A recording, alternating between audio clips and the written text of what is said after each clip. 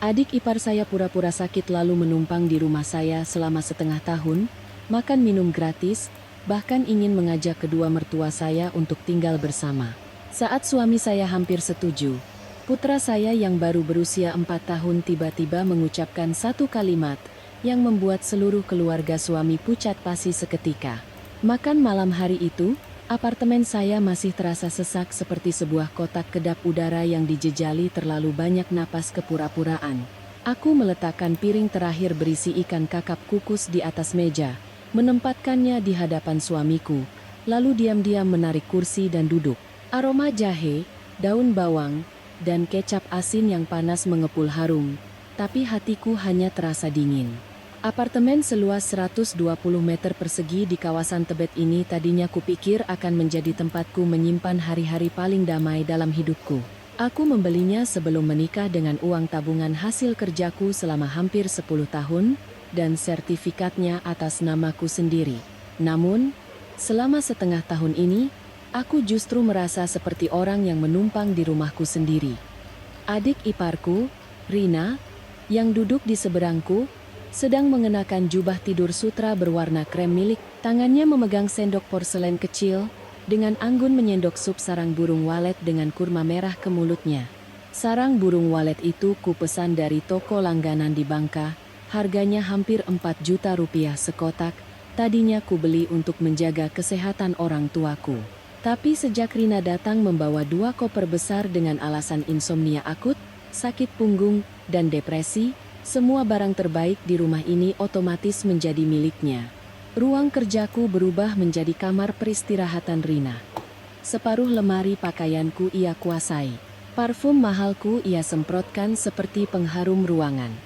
Rak camilan putraku, Bima, kini penuh dengan suplemen, biskuit impor, teh herbal, dan obat-obatan miliknya. Hendra, suamiku, menatap adiknya dengan tatapan penuh iba, lalu menoleh padaku dan berkata seperti biasanya, "Dek, Mas lihat Rina hari ini pucat sekali. Besok tolong belikan lagi ginseng dan sarang burung walet untuknya." "Ya, Rina dari kecil memang lemah, kamu sebagai kakak ipar, tolong lebih sabar dan sayang padanya." Aku menunduk, memisahkan duri dari daging ikan untuk putraku, tanganku berhenti sejenak.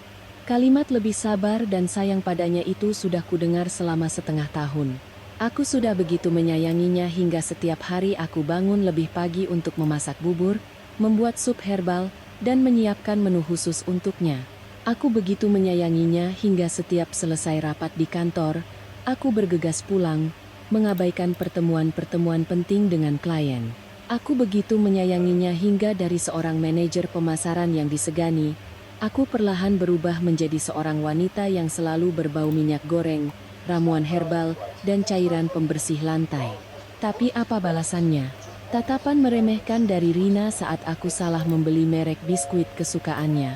Suara teguran dari suamiku setiap kali aku tampak lelah, dan rumahku yang semakin terasa seperti rumah mereka, bukan rumahku. Rina meletakkan mangkuk sarang burung waletnya, terbatuk pelan 2 kali. Batuk yang begitu ringan hingga lebih terdengar seperti akting daripada penyakit. Ia menopang dahinya dengan tangan, suaranya dibuat lemah. "Mas Hendra, Rina sudah pikirkan baik-baik. Di kampung, ibu kan sudah tua, kasihan kalau harus mengurus semuanya sendirian. Bagaimana kalau Mas dan Mbak ajak ibu tinggal di sini saja? Apartemen bahkan luas, ada 3 kamar tidur. Ibu di sini juga bisa bantu-bantu Mbak urus rumah, jadi lebih ramai dan seru." Aku mengangkat kepala menatapnya. Akhirnya sandiwara ini sampai pada adegan puncaknya. Rina tidak hanya ingin tinggal, ia ingin membawa serta ibu mertuaku, mengubah apartemenku menjadi markas besar keluarga mereka.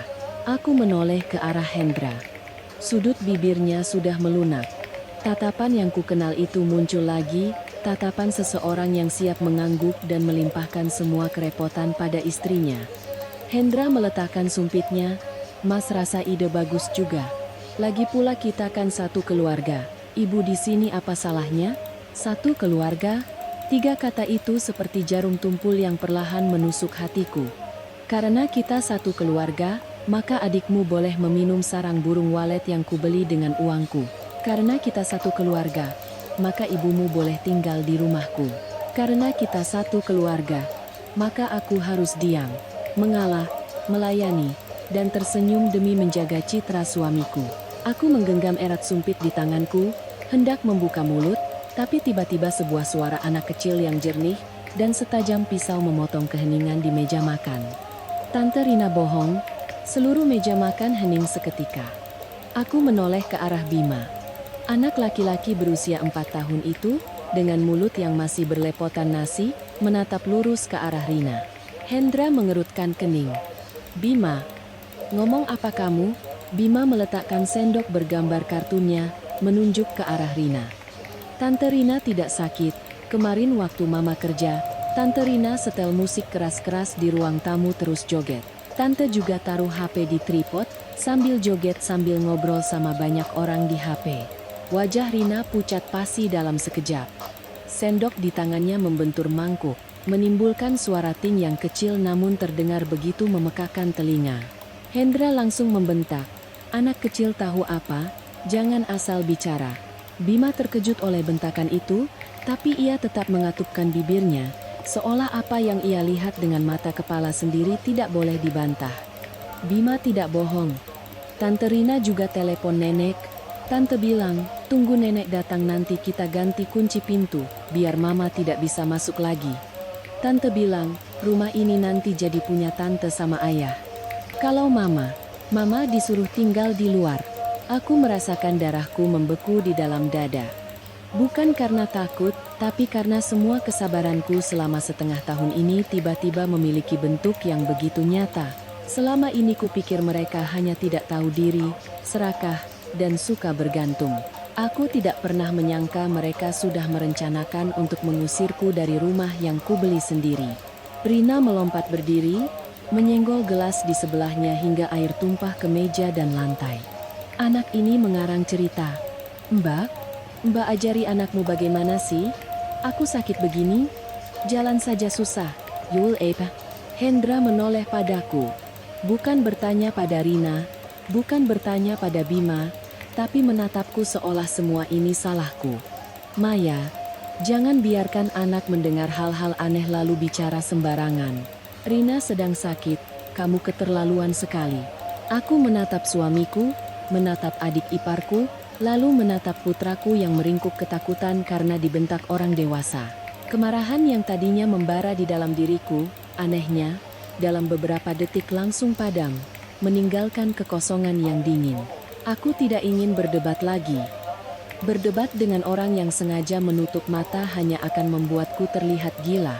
Aku mengambil tisu, membersihkan mulut putraku, suaraku tenang hingga aku sendiri terkejut. Bima sudah kenyang, nak? Anak itu mengangguk, matanya masih memerah. Sudah, Ma. Kalau begitu, kita masuk ke ruang baca ya. Biar ayah sama Tante Rina lanjut bicara soal penyakitnya. Aku menggandeng tangan putraku dan berdiri. Di belakangku, Hendra memanggil dengan nada kesal. Maya, berhenti di situ. Aku tidak menoleh. Karena saat itu juga, aku tiba-tiba teringat sesuatu. Setengah bulan yang lalu, karena ingin sesekali mengawasi kucing Anggora kami agar tidak merusak sofa, aku memasang sebuah kamera kecil tersembunyi di sudut rak tanaman di ruang tamu. Kamera itu mengarah lurus ke sofa, meja teh, dan sebagian koridor menuju kamar tidur utama. Dulu kupikir aku memasangnya untuk mengawasi kucing. Aku tidak pernah menyangka, yang akan kulihat mungkin bukan seekor kucing nakal, melainkan seluruh wajah asli dari orang-orang yang selalu memanggilku satu keluarga. Malam itu, setelah menidurkan Bima, aku mengunci pintu kamarnya pelan-pelan lalu masuk ke ruang kerja. Di ruang tamu, Hendra masih menungguku di sofa, mungkin untuk melanjutkan ceramahnya tentang bagaimana menjadi istri, kakak ipar, dan orang yang tahu diri. Tapi aku tidak ingin mendengarnya lagi. Aku mengunci pintu ruang kerja, membuka laptop, dan masuk ke aplikasi kamera. Layar menyala, menampilkan rekaman-rekaman lama.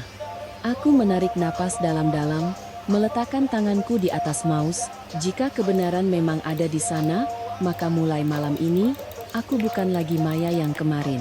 Aku menggeser lini masa kamera ke siang hari kemarin.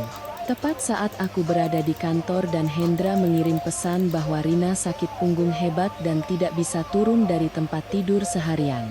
Begitu rekaman muncul, tanganku langsung terasa dingin.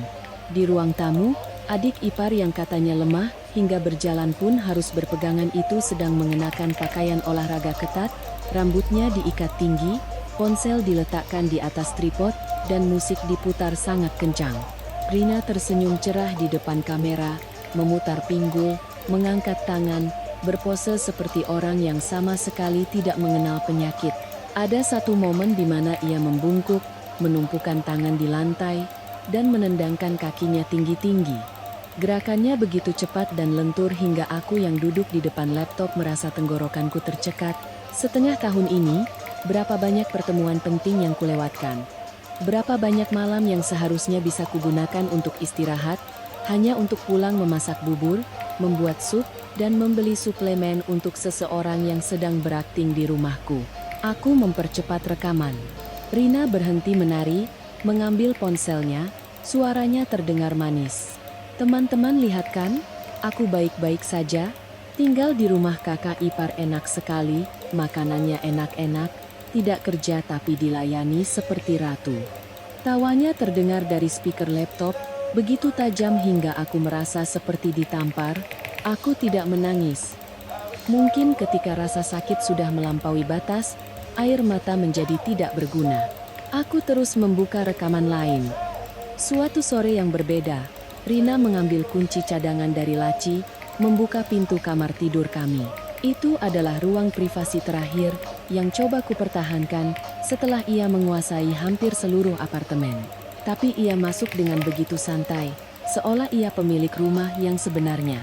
Ia membuka lemari kosmetikku, mengambil krim wajah seharga lebih dari 10 juta rupiah yang sengaja kusimpan, mengoleskannya tebal-tebal ke wajah, leher, bahkan punggung tangannya, lalu berkaca, sambil tersenyum puas. Kakak iparku sudah tua, pakai produk ini juga sia-sia. Kulitku kan masih muda, lebih cocok. Aku mendengar setiap katanya, jantungku seperti diremas.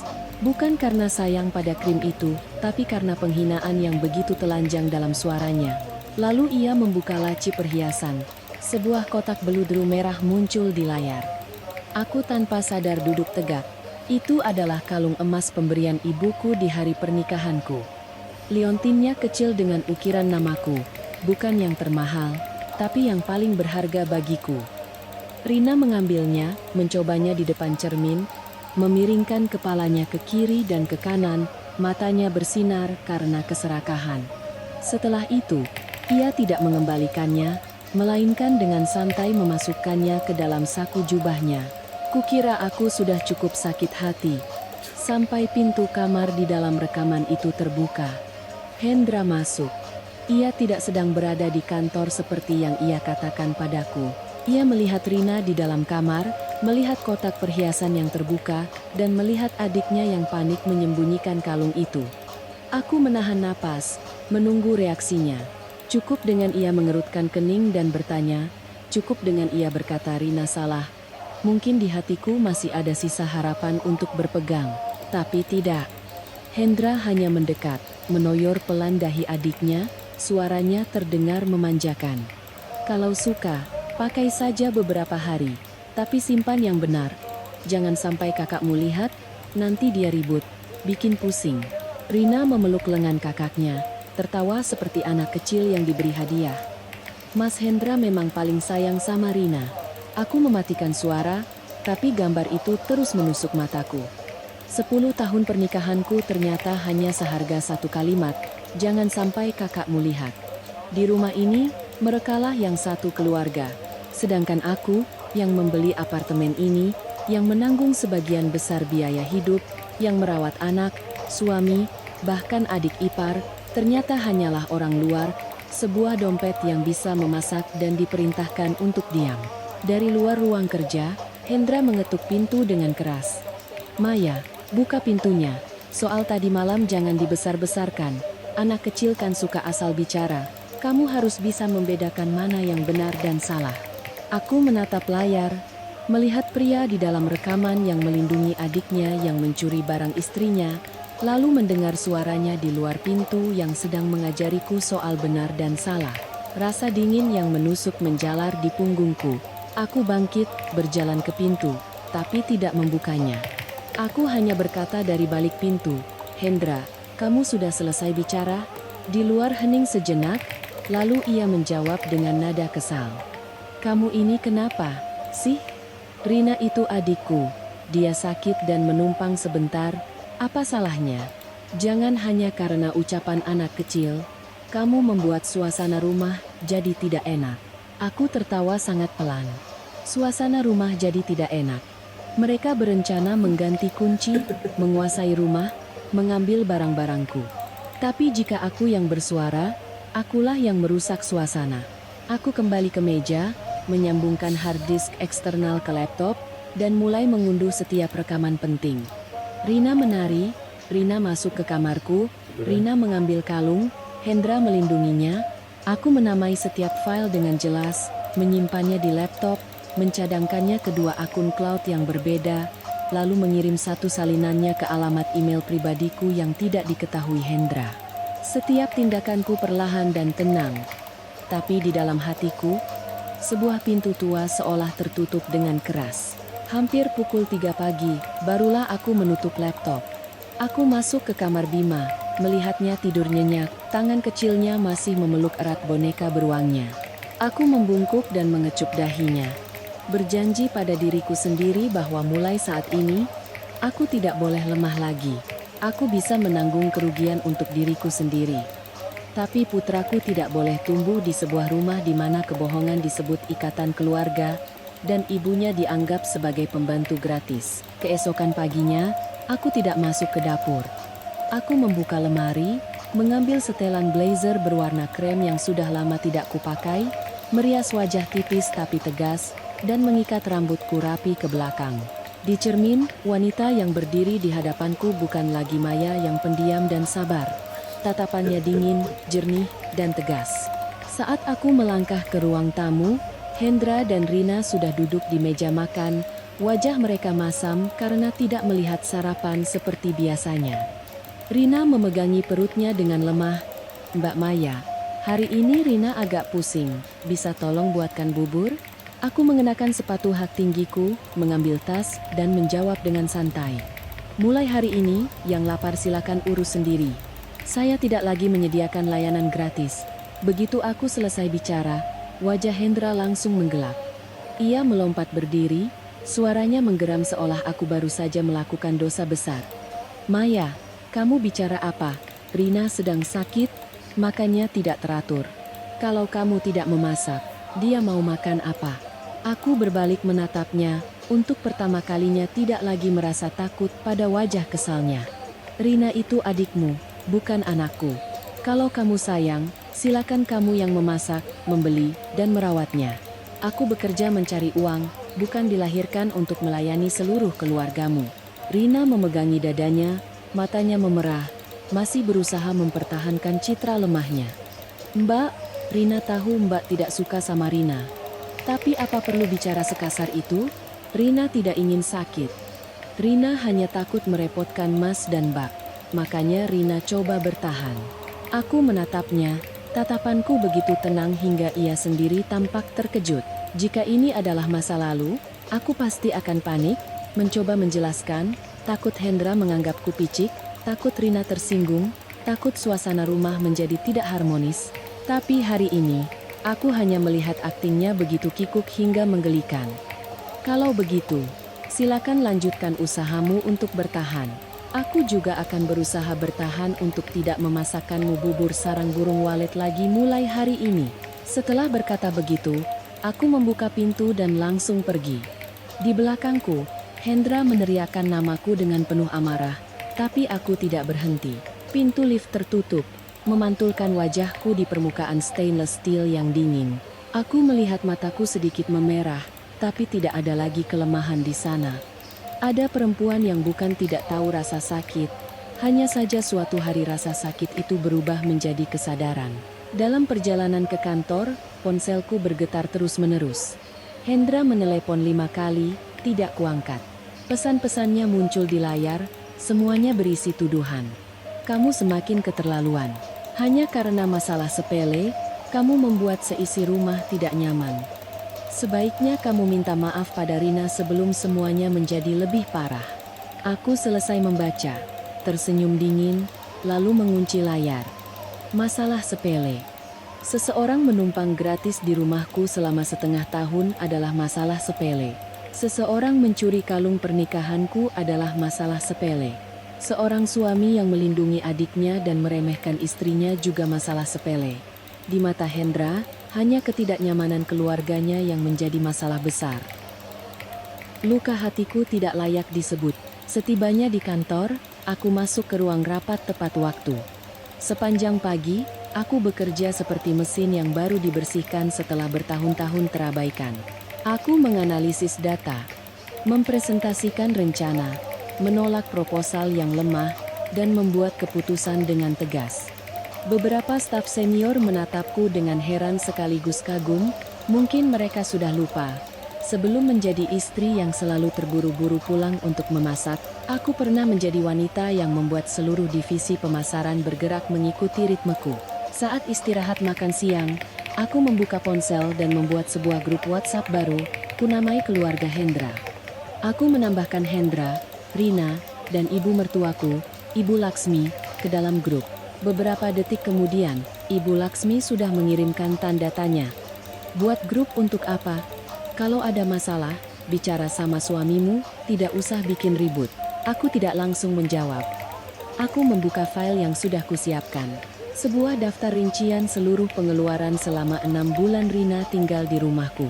Sarang burung walet, ginseng, suplemen, makanan khusus, kenaikan tagihan listrik dan air, pembelian alat pijat, biaya berobat di klinik swasta, dan pesanan makanan daring sesuai permintaannya. Bahkan sebuah earphone wireless yang ia minta karena merasa bosan. Totalnya, Rp214.800.000. Aku mengirimkan daftar itu ke dalam grup, lalu menambahkan sebuah foto yang kuambil dari rekaman CCTV. Di foto itu, Rina sedang mengenakan pakaian olahraga, melakukan gerakan split di atas matras yoga. Wajahnya ceria, sama sekali tidak terlihat seperti pasien yang lemah. Aku mengetik perlahan. Rina, karena kamu sudah cukup sehat untuk menari, melakukan siaran langsung, dan melakukan split di ruang tamu, maka saya anggap penyakitmu sudah sembuh. Total biaya yang kamu habiskan selama 6 bulan terakhir, sebesar Rp214.800.000. Tolong transfer kembali ke saya sebelum pukul 6 sore ini, jika tidak, saya akan menindaklanjutinya melalui pengacara. Grup itu hening selama hampir semenit. Lalu, ponselku meledak dengan panggilan dari Hendra. Aku menjawabnya, menyalakan pengeras suara, dan meletakkan ponsel di meja. Maya, kamu sudah gila. Kamu menagih utang pada adikku sendiri? Apa kamu masih menganggapku sebagai suamimu? Aku menjawab dengan tenang. Sejak kamu melihat adikmu mengambil kalung pernikahanku dan hanya menyuruhnya menyimpannya baik-baik agar aku tidak tahu, kamu sudah tidak lagi menganggapku sebagai istrimu. Di seberang telepon hening. Aku tahu ia panik. Aku melanjutkan, suaraku pelan tapi jelas. Hendra, jangan paksa aku mengirimkan video itu ke dalam grup. Aku masih memberimu kesempatan untuk menjaga sisa harga dirimu. Sebelum mematikan telepon, aku menatap keluar jendela kantor. Langit Jakarta siang itu begitu terik, tapi hatiku terasa begitu ringan. Tepat pukul 3 sore. Asistenku mengetuk pintu, wajahnya canggung. Bu Maya, ada seorang pria di lobi, mengaku sebagai suami ibu. Beliau membuat keributan, ingin bertemu ibu sekarang juga. Aku menutup mapku, bangkit, dan merapikan kerah blazerku. Aku tahu Hendra tidak akan menyerah begitu saja. Tapi kali ini, tempat yang ia pilih untuk berulah adalah kantorku. Baguslah. Ada topeng yang harus dirobek di hadapan banyak orang agar terasa sakitnya. Aku melangkah keluar dari lift. Suara sepatu hak tinggiku beradu dengan lantai marmer lobi, terdengar jelas setiap langkahnya. Dari kejauhan aku sudah melihat Hendra berdiri di area resepsionis, kemejanya kusut, rambutnya berantakan. Wajahnya campuran antara marah dan merasa dizalimi, seolah dialah korban yang dikhianati seluruh dunia. Beberapa karyawan yang lewat berpura-pura tidak melihat, tapi rasa penasaran mereka jelas terlihat. Melihatku, Hendra langsung menghampiri. Belum sempat aku bicara, ia sudah mencengkeram pergelangan tanganku. Maya, apa-apaan ini? Demi uang 200 jutaan kamu tega menyeret ibuku ke dalam grup. Mempermalukan adikku di depan keluarga. Kamu mau rumah tangga kita hancur? Hah? Aku menarik tanganku. Suaraku dingin. Lepaskan tanganmu. Ini kantorku. Bukan ruang tamumu yang bisa kau jadikan panggung. Wajah Hendra memerah, tapi ia sengaja mengeraskan suaranya agar orang di sekitar bisa mendengar. Aku hanya ingin bicara dengan istriku. Jangan bawa-bawa pengacara atau polisi. Rina itu adikku, dia menumpang di rumah kita untuk berobat. Menghabiskan sedikit uang memangnya kenapa sampai harus kau hitung-hitung? Aku menatapnya, lalu menatap wajah-wajah yang diam-diam memperhatikan kami. Dulu, hal yang paling kutakutkan adalah mempermalukan suami di depan orang lain. Aku takut Hendra tidak nyaman, takut orang menilai pernikahan kami, takut masalah pribadi menjadi bahan gosip. Tapi hari ini aku sadar, justru karena aku selalu takut ia kehilangan muka, makanya ia berani berulang kali menginjak-injak mukaku. Sedikit uang? Aku mengulang kata-katanya dengan jelas. Selama 6 bulan adikmu tinggal di rumahku, menggunakan barang-barangku, memintaku membeli sarang burung walet, ginseng, suplemen, totalnya lebih dari 214 juta. Itu bukan sedikit uang, itu hasil keringat dan air mataku. Hendra menggeram. Bicara seperti itu apa tidak keterlaluan? Namanya saudara saling membantu saat susah itu wajar. Aku mengeluarkan ponsel, membuka foto Rina yang sedang menari di ruang tamu, dan menunjukkannya tepat di hadapannya. Susah yang seperti ini, seseorang yang sakit punggung sampai tidak bisa mengambil minum sendiri ternyata bisa melakukan split dan siaran langsung. Hendra, kamu boleh menutup mata demi adikmu, tapi jangan paksa aku ikut buta bersamamu. Wajah Hendra berubah drastis. Ia buru-buru mencoba menyingkirkan ponselku. Suaranya merendah tapi masih penuh ancaman. Jangan keterlaluan, Maya. Masalah rumah tangga selesaikan di rumah. Kalau kamu bikin ribut begini, yang malu kamu juga. Aku tertawa. Tawa yang membuatnya tertegun, mungkin karena sudah lama ia tidak melihatku tertawa, tanpa meminta izin dari perasaannya. Bukan, Hendra. Yang malu itu adalah orang yang pura-pura sakit untuk menumpang, yang mengambil barang yang bukan miliknya, dan suami yang melindungi adiknya yang mencuri kalung pernikahan istrinya. Aku hanya membawa kebenaran ke terang. Aku membuka gambar lain, tidak memutar videonya, hanya menghentikannya tepat di momen Rina memegang kalungku di depan cermin. Wajah Hendra pucat pasi. Orang-orang di sekitar mulai berbisik. Ia menatapku dengan sorot mata campur aduk antara takut dan marah. Seolah baru saat itulah ia sadar wanita di hadapannya bukan lagi Maya yang selalu mengalah demi kedamaian. Kamu mau apa? Desisnya.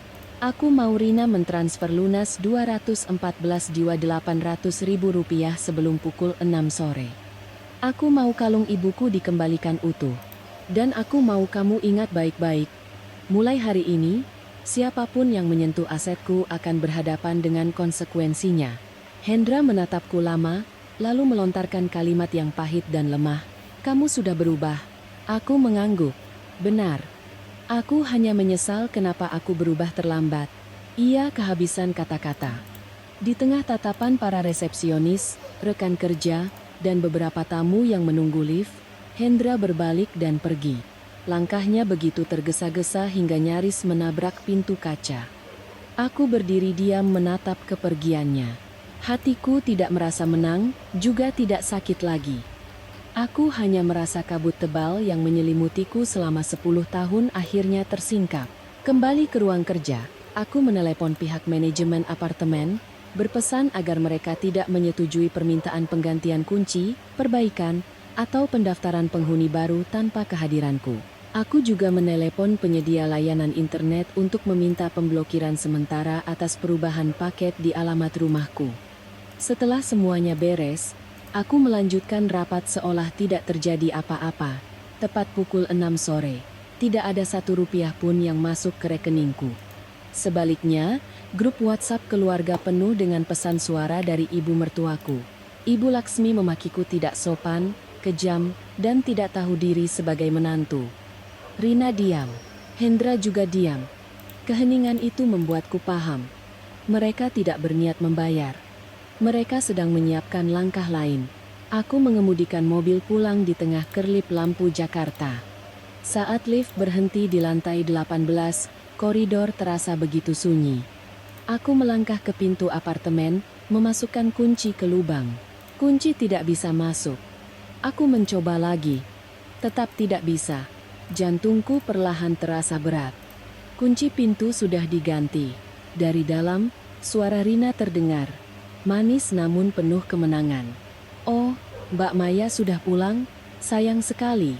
Kuncinya rusak jadi tadi Mas Hendra ganti yang baru. Kalau Mbak mau masuk, coba berdiri di luar dan pikirkan lagi sikap Mbak baik-baik ya." Aku menatap pintu yang tertutup rapat di hadapanku, sudut bibirku terangkat dingin. Mereka benar-benar berani mewujudkan apa yang didengar oleh Bima. Kalau begitu, mulai saat ini, aku juga tidak perlu lagi menahan diri. Aku berdiri di depan pintu rumahku sendiri, mendengar tawa kecil Rina dari balik pintu kayu yang tebal, hatiku tenang luar biasa. Jika ini adalah Maya yang dulu, mungkin aku sudah gemetar, menelepon Hendra, memohon agar dibukakan pintu karena takut dilihat tetangga, takut kehilangan muka, takut putraku panik. Tapi malam ini, saat mereka berani mengganti kunci untuk mengurungku di luar, sisa perasaan terakhirku terputus sudah. Aku berkata dengan jelas, "Rina, aku beri kamu waktu 3 menit untuk membuka pintu." Dari dalam terdengar tawanya yang mengejek. "Mbak, jangan menakut-nakuti aku. Mas Hendra sudah bilang, Mbak itu emosian, jadi perlu ditenangkan di luar dulu.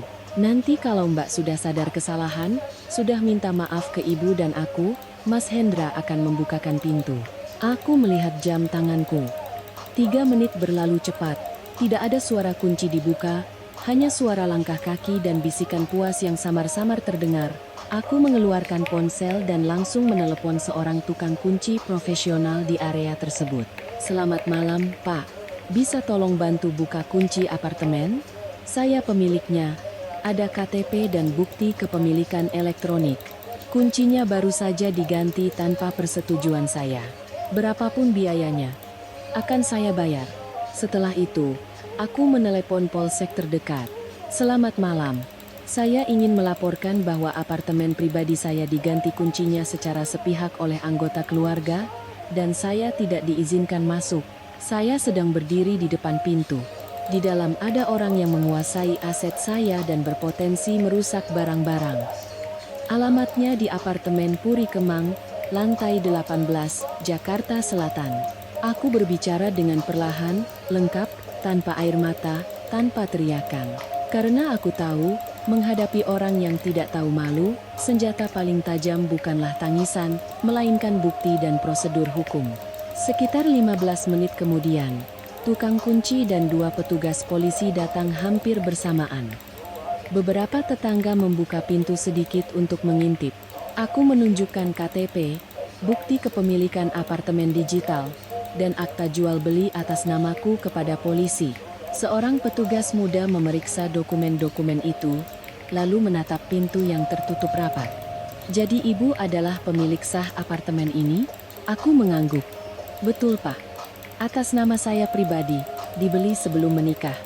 Malam ini saya pulang kerja dan kuncinya sudah diganti. Orang di dalam tidak mengizinkan saya masuk." Petugas itu mengetuk pintu dengan tegas. "Permisi, buka pintunya. Kami dari kepolisian, mohon kerjasamanya untuk membuka pintu." Hening seketika. Suara Rina yang tadi penuh kemenangan kini lenyap. Petugas itu mengetuk lagi. Masih tidak ada jawaban. Tukang kunci menatapku, dan aku mengangguk. Tidak sampai 2 menit, kunci baru itu berhasil dibuka paksa. Pintu terbuka, dan aroma masakan, asap rokok, serta parfum murah langsung menyengat hidungku. Pemandangan di hadapanku membuatku tertawa dingin. Ruang tamuku berantakan seperti terminal. 3 atau 4 koper besar tergeletak di samping sofa, beberapa kardus ditumpuk di dinding dengan lakban bertuliskan barang-barang ibu. Ibu Laksmi, ibu mertuaku, duduk dengan angkuh di atas sofa kulit yang kubeli seharga lebih dari 80 juta rupiah. Kakinya diangkat ke atas meja, tangannya memegang kuaci, kulitnya berserakan di lantai. Hendra berdiri di sebelahnya, wajahnya masam. Rina bersembunyi di belakangnya, wajahnya pucat tapi tatapannya masih penuh amarah. Melihatku masuk bersama polisi, Ibu Laksmi langsung menggebrak meja. "Maya, hebat sekali kamu ya. Pulang ke rumah sendiri bawa-bawa polisi untuk menakuti mertua. Seumur hidup ibu belum pernah lihat menantu kurang ajar sepertimu." Aku melangkahi kulit kuaci di lantai, berdiri tegak di hadapannya. "Ibu Laksmi, saya tanya satu hal. Siapa yang memberi ibu hak untuk memindahkan barang ke apartemen saya dan mengganti kunci pintu?" Beliau melotot. "Apartemenmu? Ini rumah anakku." "Rumah anakku ya rumahku juga. Apa salahnya? Ibu ganti kunci untuk menjaga keamanan rumah. Kamu kan seharian kerja, mana tahu apa-apa." Hendra menyela, mencoba bersikap menengahi. "Maya, sudah sampai begini masih mau dibesar-besarkan? Ibu baru datang dari kampung, masa mau kamu biarkan di jalan?" Aku menoleh padanya. "Waktu kamu ganti kunci dan mengurungku di luar, apa kamu berpikir aku akan berada di jalan? Waktu adikmu berdiskusi untuk mengusirku dari rumah ini, apa kamu berpikir aku ini istrimu?" Hendra terdiam. Ibu Laksmi kembali berteriak. "Perempuan kalau sudah menikah ya harus tahu diri. Kamu punya uang sedikit jadi meremehkan keluarga suami, kan? Mulai sekarang ibu tinggal di sini untuk mengurus rumah ini. Gaji bulananmu juga serahkan ke ibu. Biar ibu yang atur pengeluaran. Rina masih sakit, butuh banyak biaya." Mendengar itu, aku benar-benar tertawa. Bukan tawa bahagia, tapi tawa seseorang yang akhirnya melihat dengan jelas keserakahan tanpa dasar di hadapannya.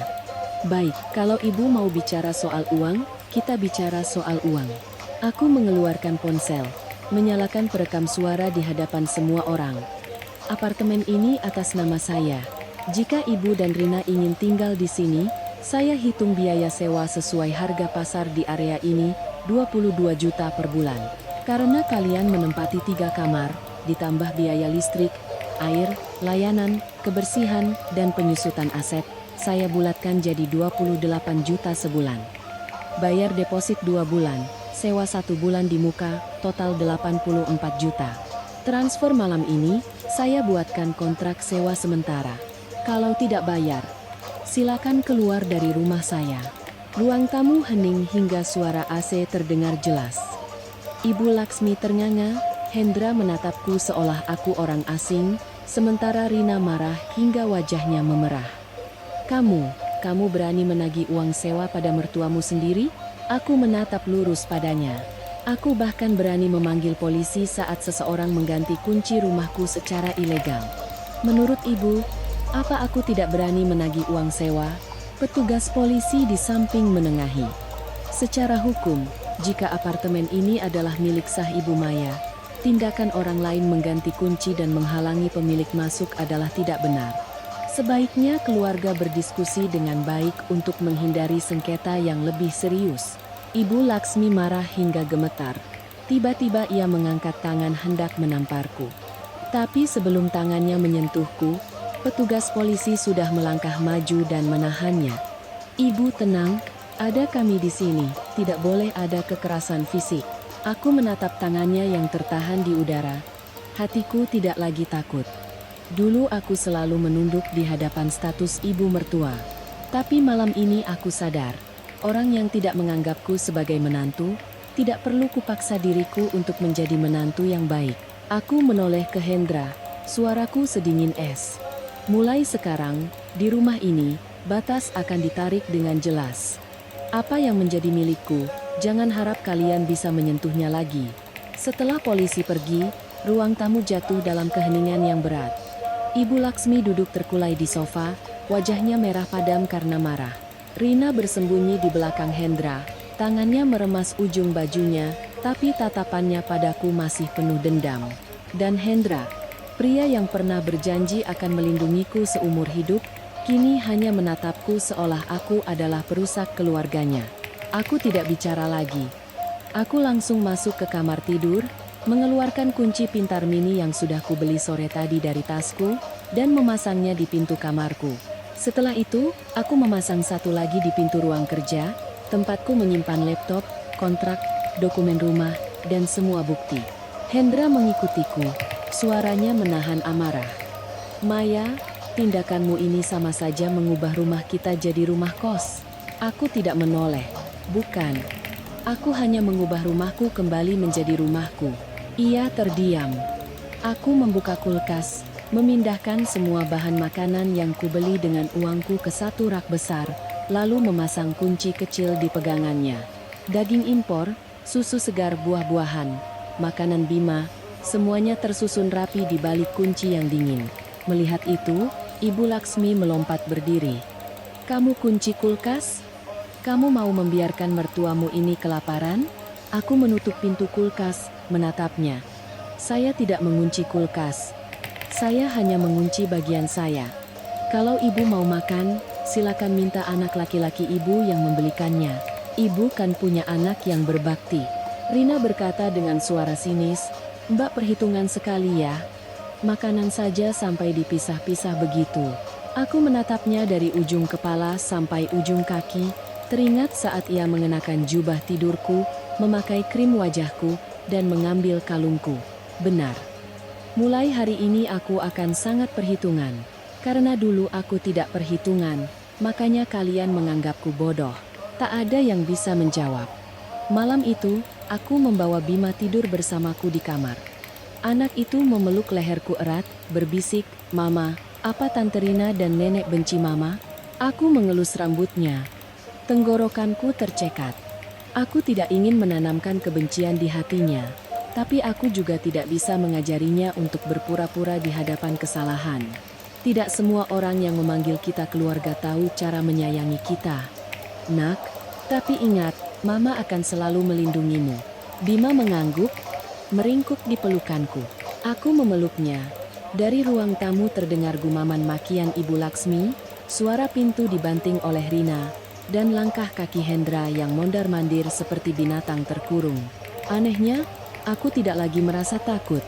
Dinding yang kubangun malam ini bukan hanya kunci di pintu, melainkan batas terakhir antara aku dan mereka.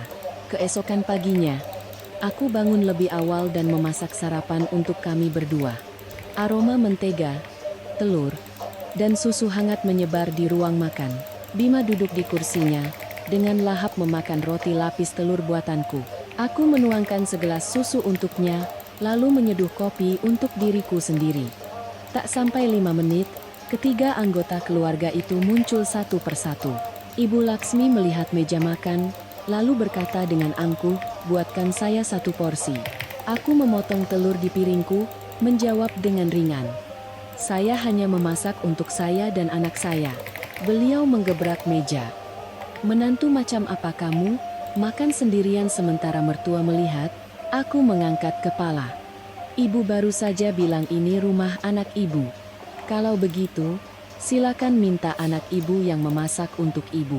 Hendra menarik kursi dan duduk, wajahnya muram. Maya, jangan keterlaluan. Ibuku sudah tua. Aku meletakkan pisau dan garpu, menatap lurus padanya. Kamu sudah dewasa, adikmu juga sudah dewasa. Di keluarga ini tidak ada yang cacat. Kalau mau makan, silakan masak sendiri atau beli sendiri. Aku tidak melarang. Rina menatap piring Bima, suaranya sinis.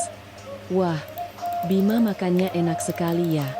Tantenya yang sakit ini tidak ada yang peduli. Bima berhenti mengunyah, menatapnya. Tante kan tidak sakit. Tante bisa joget. Wajah Rina langsung berubah masam. Aku nyaris tertawa, tapi tetap mempertahankan ekspresi tenang. Seorang anak 4 tahun saja bisa melihat kebenaran, tapi orang-orang dewasa di rumah ini sengaja berpura-pura buta. Sore itu, saat aku pulang kerja, baru saja membuka pintu, aku mencium bau sangit yang menyengat. Di dapur, panci besi cor impor seharga lebih dari 10 juta rupiah yang kubeli sedang digunakan Ibu Laksmi untuk merebus ramuan herbal hitam pekat. Airnya meluap ke atas kompor, meninggalkan bekas gosong. Permukaan marmer putih yang kujaga bertahun-tahun kini penuh noda kuning. Rina berdiri di sampingnya, menutup mulut sambil tersenyum. Ibu sedang merebus obat untukku, Mbak. Maaf ya, obat herbal yang bagus memang baunya agak kuat. Aku tidak marah. Aku mengeluarkan ponsel, memotret setiap sudut dapur, setiap noda, setiap bagian panci yang rusak. Ibu Laksmi mengerutkan kening. Kamu foto-foto apa? Aku menyimpan ponselku. Memfoto bukti perusakan aset. Panci itu 12 juta. Memperbaiki meja marmer ini minimal 20 juta. Akan saya tambahkan ke dalam tagihan yang harus kalian bayar. Senyum Rina lenyap. Hendra keluar dari ruang tamu. Maya, jangan semua hal diukur dengan uang. Aku menatap dapur yang pernah menjadi tempatku memasak makanan penuh harapan untuk keluarga ini. Kini, tempat itu menjadi tumpukan kekacauan yang bau. Di dalam hatiku, sebuah keputusan yang sangat jelas terbentuk. Baik, kalau kalian suka mengubah rumahku menjadi medan perang, aku tidak akan tinggal di sini lagi. Besok aku akan membawa Bima ke rumah orang tuaku. Kalian mau memasak apa, merusak apa, berakting apa, silakan. Tapi setiap barang yang rusak, setiap sen yang kalian gunakan, akan kucatat dengan lengkap. Hendra tertegun. Kamu mau pergi dari rumah? Aku menarik koper dari dalam kamar, suaraku dingin. Bukan, aku hanya membawa putraku pergi dari tempat yang tidak lagi bersih dan aman. Keesokan paginya, aku membawa Bima meninggalkan apartemen saat langit Jakarta belum begitu terik. Anak itu memeluk boneka beruangnya di kursi belakang, sesekali menoleh ke jendela lantai 18, seolah takut aku akan berubah pikiran dan kembali. Aku melihatnya dari kaca spion, hatiku nyeri. Seharusnya masa kecilnya dipenuhi tawa, pagi hari di mana ibunya menyiapkan tas sekolah, dan makan malam dengan aroma sup hangat, bukan pertengkaran, tatapan benci, dan bau ramuan herbal yang memenuhi dapur. Bima bertanya lirih, Mama, kita mau kemana? Aku melembutkan suara. Kita ke rumah kakek dan nenek beberapa hari. Di sana halamannya luas, ada pohon belimbing, dan ada kakek yang akan membacakan cerita untukmu. Anak itu terdiam sejenak, lalu berkata, Bima suka tinggal sama Mama. Di mana saja boleh, asal ada Mama. Kalimat itu membuat mataku perih. Aku mencengkeram setir, berjanji pada diri sendiri untuk tidak goyah. Aku bisa kehilangan sebuah pernikahan, kehilangan 10 tahun kesabaran, tapi aku tidak boleh membiarkan putraku kehilangan rasa amannya. Rumah orang tuaku berada di sebuah gang yang tenang di kawasan Rawamangun, tidak mewah, tapi selalu bersih dan hangat. Begitu melihat mobilku berhenti, ibuku langsung berlari keluar. Beliau melihat koper, wajah lelahku, lalu Bima yang bersembunyi di belakangku. Mata ibuku langsung memerah. Kamu menanggung apa lagi, Nak? Hanya dengan satu kalimat itu, dinding yang coba kubangun beberapa hari ini nyaris runtuh. Aku tidak menangis di hadapan Hendra, tidak menangis di hadapan Ibu Laksmi dan Rina. Tapi saat ibuku meletakkan tangannya di bahuku, tenggorokanku tercekat. Aku bawa Bima tinggal di sini beberapa hari, Ma. Rumah di sana sudah tidak bersih lagi. Ayahku keluar dari dalam rumah. Rambutnya sudah banyak memutih tapi punggungnya masih tegap. Ia tidak banyak bertanya, hanya mengangkat koperku ke dalam, lalu menoleh padaku. Masuk dulu, makan semangkuk bubur hangat, baru cerita. Sarapan pagi itu adalah bubur ayam buatan ibu. Sederhana tapi begitu lezat hingga Bima menghabiskan satu mangkuk penuh. Aku menceritakan semuanya. Rina pura-pura sakit, Hendra melindunginya, kalung yang dicuri, sampai mereka mengganti kunci dan membawa ibu mertua untuk menguasai rumah. Semakin lama aku bercerita, wajah ayah semakin mengeras. Saat aku mengatakan Ibu Laksmi ingin memegang kartu gajiku, beliau menggebrak meja teh. Sudah keterlaluan, Maya. Kali ini kamu tidak boleh mengalah lagi. Ibuku menggenggam tanganku, suaranya bergetar. Ibu sudah sering lihat kamu pucat, tapi kamu selalu bilang tidak apa-apa. Menikah itu bukan untuk diperas oleh seluruh keluarga suami seperti ini. Kamu masih punya ayah dan ibu, punya rumah untuk pulang. Jangan menanggung semuanya sendirian lagi. Aku menunduk, Air mata akhirnya jatuh ke punggung tanganku.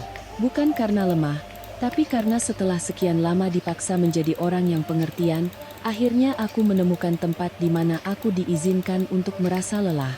Sore itu, aku membiarkan Bima bermain dengan kakeknya, lalu masuk ke kamar lamaku. Semuanya masih sama. Rak buku, meja belajar, foto wisuda.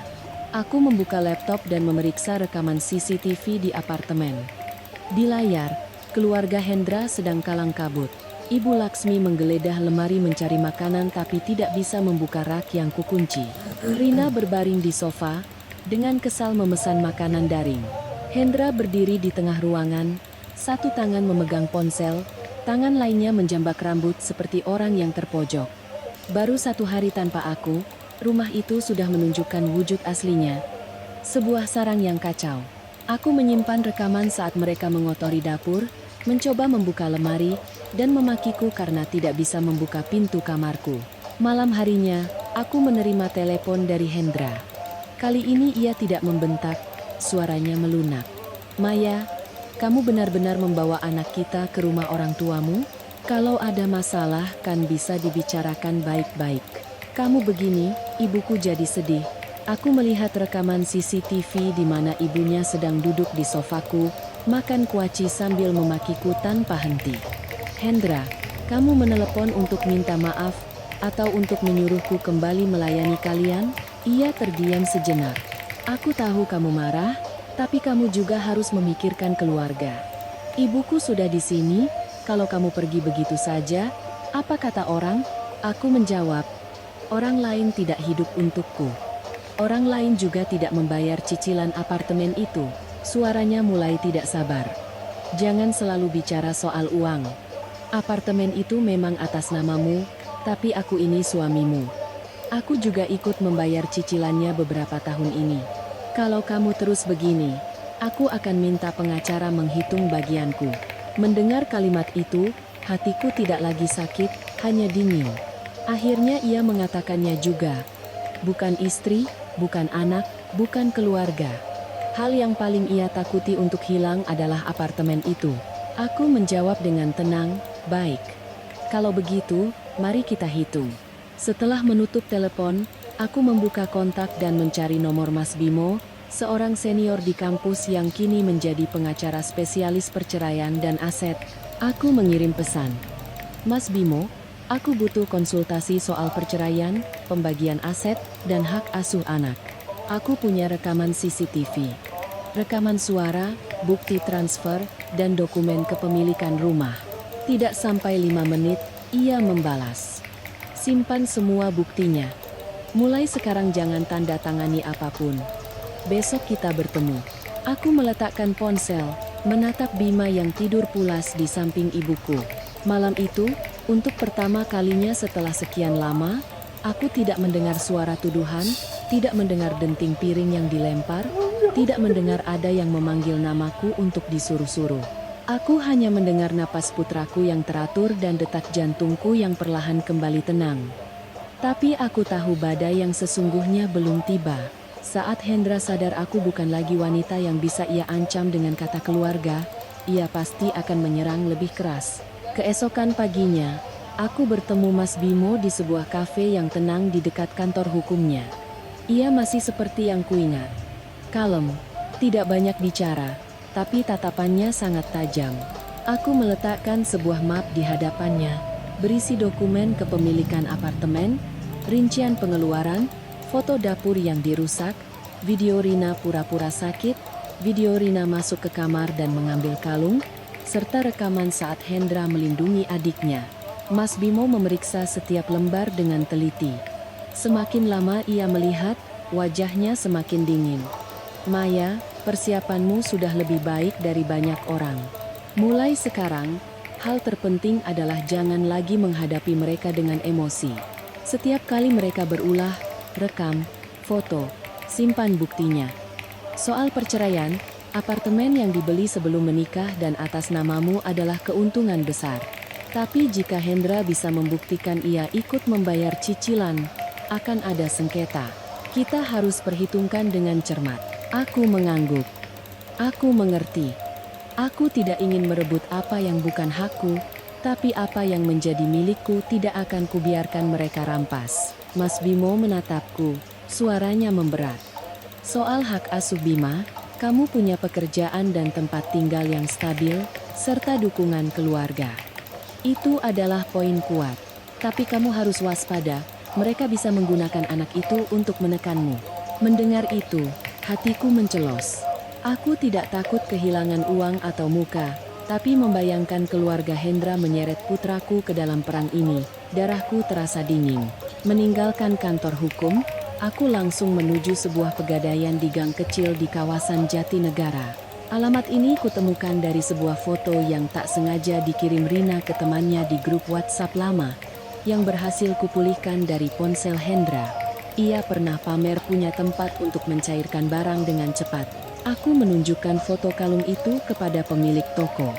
Awalnya ia pura-pura tidak tahu, tapi saat aku menjelaskan bahwa ini adalah aset pribadi yang dicuri dan aku punya rekamannya, sikapnya langsung berubah. Tak sampai 10 menit, ia mengeluarkan sebuah kantong beludru kecil dari brankas. Kalung ibuku ada di dalamnya. Dingin dan diam seolah baru saja melewati sebuah penghinaan. Gadis yang bawa ke sini bilang ini barangnya sendiri. Digadaikan 20 juta, katanya. Aku menggenggam kantong beludru itu, suaraku tenang. Bapak bisa berikan saya salinan surat gadai, fotokopi KTP penggandai, dan rekaman CCTV saat transaksi? Saya akan tebus kalungnya sekarang. Sisanya, biar pengacara saya yang urus. Saat memegang kembali kalung itu, aku tidak merasa senang. Hatiku justru semakin dingin. Hadiah yang diberikan ibuku di hari pernikahanku, yang pernah menjadi simbol doa untuk kebahagiaan, kini digadaikan oleh adik iparku seperti barang tak bertuan. Dan suamiku, ia tahu tapi diam. Ada retak yang tak perlu suara keras, tapi sekali retak, tak akan pernah bisa kembali utuh. Sore itu, aku menerima pesan dari seorang kerabat dari pihak suami. Akhir pekan ini, keluarga mereka akan mengadakan acara syukuran ulang tahun nenek di sebuah restoran di Kelapa Gading. Semua kerabat akan hadir. Pesan itu seolah basa-basi. Tapi aku tahu itu adalah sebuah jebakan. Mereka ingin aku datang agar bisa dipaksa meminta maaf di depan semua orang, atau setidaknya agar Ibu Laksmi bisa menangis dan menceritakan dosa-dosa menantunya. Aku menatap pesan itu lama, lalu mengirim satu baris ke Mas Bimo. Aku ingin menyelesaikan masalah kalung ini di acara itu. Mas Bimo langsung menelepon. Kamu yakin? Aku menatap kalung di atas meja. Ukiran namaku masih di sana. Tapi kepercayaanku sudah hilang. Yakin. Mereka sangat peduli pada Citra. Kalau begitu, aku akan mengembalikan kebenaran ke tempat yang paling ramai. Di hari acara syukuran, aku mengenakan gaun hitam sederhana, riasan tipis, dan rambut yang digelung rapi. Aku tidak membawa Bima. Saat aku masuk ke restoran, puluhan pasang mata langsung menoleh. Ibu Laksmi, yang duduk di tengah meja utama, begitu melihatku langsung meninggikan suaranya. Oh, menantu kesayangan akhirnya muncul juga. Kukira sudah kaya raya sampai lupa sama keluarga suami. Rina duduk di sebelahnya. Hari ini ia berdandan tebal, lehernya dihiasi kalung imitasi yang berkilauan. Melihatku, ia sedikit terkejut, tapi dengan cepat menunduk dan berpura-pura lemah. Hendra menghampiriku, merendahkan suara. Kalau sudah datang, bersikaplah yang sopan. Hari ini acara penting nenek. Aku menatapnya. Aku datang untuk mengembalikan sebuah kebenaran pada keluargamu. Sangat pas untuk hari di mana semua berkumpul. Setelah berkata begitu, aku melangkah maju. Di tengah bisik-bisik, aku meletakkan kantong beludru, surat gadai, dan foto dari CCTV di atas meja. Suaraku terdengar cukup jelas. Bapak, Ibu, Om, Tante sekalian. Hari ini saya hanya ingin menyampaikan satu hal. Kalung pemberian ibu kandung saya di hari pernikahan telah diambil tanpa izin oleh adik ipar saya, Rina, dari kamar tidur saya, lalu digadaikan seharga 20 juta rupiah. Saya punya rekaman video di rumah, surat gadai, dan bukti transaksi. Saya datang ke sini bukan untuk bertengkar, tapi untuk bertanya di hadapan semua orang, bagaimana keluarga ini akan mengembalikan kehormatan saya? Seluruh ruangan hening seketika. Wajah Rina pucat pasi. Ibu Laksmi melompat berdiri. Kamu fitnah. Aku membuka ponsel, memutar rekaman video saat Rina memegang kalung itu di depan cermin. Hendra menerjang hendak merebut ponselku, tapi Mas Bimo sudah muncul di belakangku, mengangkat kartu identitas pengacaranya. Suaranya dingin. Mohon semuanya tenang. Jika ada tindakan yang menghalangi atau merusak barang bukti, kami akan berurusan langsung dengan pihak berwenang. Rina langsung menangis di tempat, tapi tangisannya kali ini tidak lagi membuat siapapun iba. Aku menatapnya, berkata dengan penekanan. Minta maaf secara terbuka. Kembalikan uang tebusan dan seluruh biaya yang telah kamu habiskan. Jika tidak, setelah acara ini, kita bertemu di kantor polisi. Suasana di restoran yang ramai itu terasa dingin seolah baru saja dilewati angin beku. Tawa dan obrolan tadi lenyap, hanya menyisakan denting sendok dan garpu serta napas Rina yang terengah-engah. Ia memandang berkeliling, mencari pembela. Tapi wajah-wajah kerabat yang tadi ikut menyalahkanku, kini semua menghindari tatapannya. Bukti sudah terpampang, tak ada yang bisa terus berpura-pura buta. Ibu Laksmi masih mencoba membela. Mungkin dia hanya pinjam lalu lupa. Namanya juga keluarga. Kenapa harus diperlakukan seperti maling? Aku menoleh padanya. Suaraku tenang. Meminjam itu harus izin. Mengambil dari kamar pribadi, lalu menggadaikannya seharga 20 juta, itu tidak disebut meminjam. Mas Bimo di sampingku dengan perlahan meletakkan salinan surat gadai di meja, lengkap dengan tanda tangan dan fotokopi KTP Rina. Barulah Hendra tidak bisa lagi menahan diri. Ia menoleh ke adiknya, menggeram. Rina, minta maaf sama mbakmu. Rina mengangkat kepala, air matanya berlinang. Mas Hendra, kenapa mas juga menekanku? Aku kan hanya sedang butuh uang, jadi kugadaikan sementara. Niatku juga mau menebusnya kembali. Aku menatapnya, hatiku tak lagi merasa kasihan. Kamu butuh uang tapi masih bisa membeli kosmetik, memesan makanan mahal, dan pamer kehidupan mewah di media sosial? Kamu mau menebusnya kapan? Setelah aku mati dan tidak ada lagi yang menagih? Kalimat itu membuat Rina pucat. Seorang bibi yang lebih tua di keluarga itu menghela napas. Sudahlah, Rina. Kalau salah, ya minta maaf. Masalah ini kalau sampai ke polisi, malu satu keluarga. Akhirnya, di bawah puluhan pasang mata, Rina berdiri. Ia menunduk. Kedua tangannya terkepal hingga memutih. Aku minta maaf, Mbak. Aku tidak seharusnya mengambil kalung Mbak dan menggadaikannya. Aku tidak langsung menjawab. Aku membiarkan keheningan berlangsung beberapa detik, cukup agar permintaan maaf itu jatuh di tengah restoran seperti sebuah tamparan pada kesombongannya. Lalu uangnya. Hendra buru-buru menyahut, nanti Mas transfer 20 juta uang tebusan kalungnya. Soal biaya 6 bulan itu, kita bicarakan lagi di rumah. Aku tersenyum dingin. Tidak ada bicarakan lagi. Pukul 6 sore kemarin adalah tenggat waktunya. Hari ini, saya hanya menerima uang atau berita acara kepolisian. Mas Bimo menambahkan. Selain uang tebusan kalung, ada juga biaya hidup yang telah dihabiskan oleh saudari Rina dengan alasan sakit yang tidak benar. Jika tidak ada kesepakatan, kami akan mengajukan gugatan perdata, khusus untuk tindakan mengambil aset dan menggadaikannya. Keluarga sebaiknya mempertimbangkan konsekuensi pidananya. Rina terduduk lemas di kursinya. Ibu Laksmi marah hingga bibirnya bergetar tapi tidak berani berteriak lagi. Hendra menatapku dengan sorot mata campur aduk antara benci dan takut, lalu mengeluarkan ponsel dan mentransfer uang di hadapan semua orang. Sesaat kemudian, ponselku berbunyi, menerima transfer 20 juta untuk tebusan kalung dan 50 juta lagi sebagai pembayaran awal biaya hidup. Aku melihat angka di layar, tidak senang, tidak juga sedih. Ini bukan kemenangan. Ini hanyalah sebagian kecil dari apa yang seharusnya tidak pernah hilang dariku. Sebelum meninggalkan restoran, aku berkata pada Hendra, mulai hari ini, sisa tagihan akan diurus oleh pengacara saya. Jangan menelepon dan berakting sebagai suami yang tersakiti lagi. Peran itu tidak cocok untukmu. Hendra mencengkeram pergelangan tanganku. Suaranya serak. Maya, apa harus sekejam ini? Bagaimanapun juga kita sudah 10 tahun menikah. Aku menatap tangannya di tanganku. Tangan yang pernah menggenggam tanganku di pelaminan, yang pernah berjanji membangun rumah bersama. Tapi tangan yang sama juga telah menyembunyikan, melindungi, dan mendorongku ke posisi di mana aku diperas oleh seluruh keluarganya. Aku menarik tanganku. 10 tahun itu sudah lunas kubayar. Aku melangkah keluar dari restoran. Angin malam meniup wajahku, membuat pikiranku lebih jernih dari sebelumnya. Kukira setelah acara itu, Hendra setidaknya akan jera dan berhenti. Tapi aku salah menilai keserakahannya. 2 hari kemudian, Mas Bimo meneleponku, suaranya serius.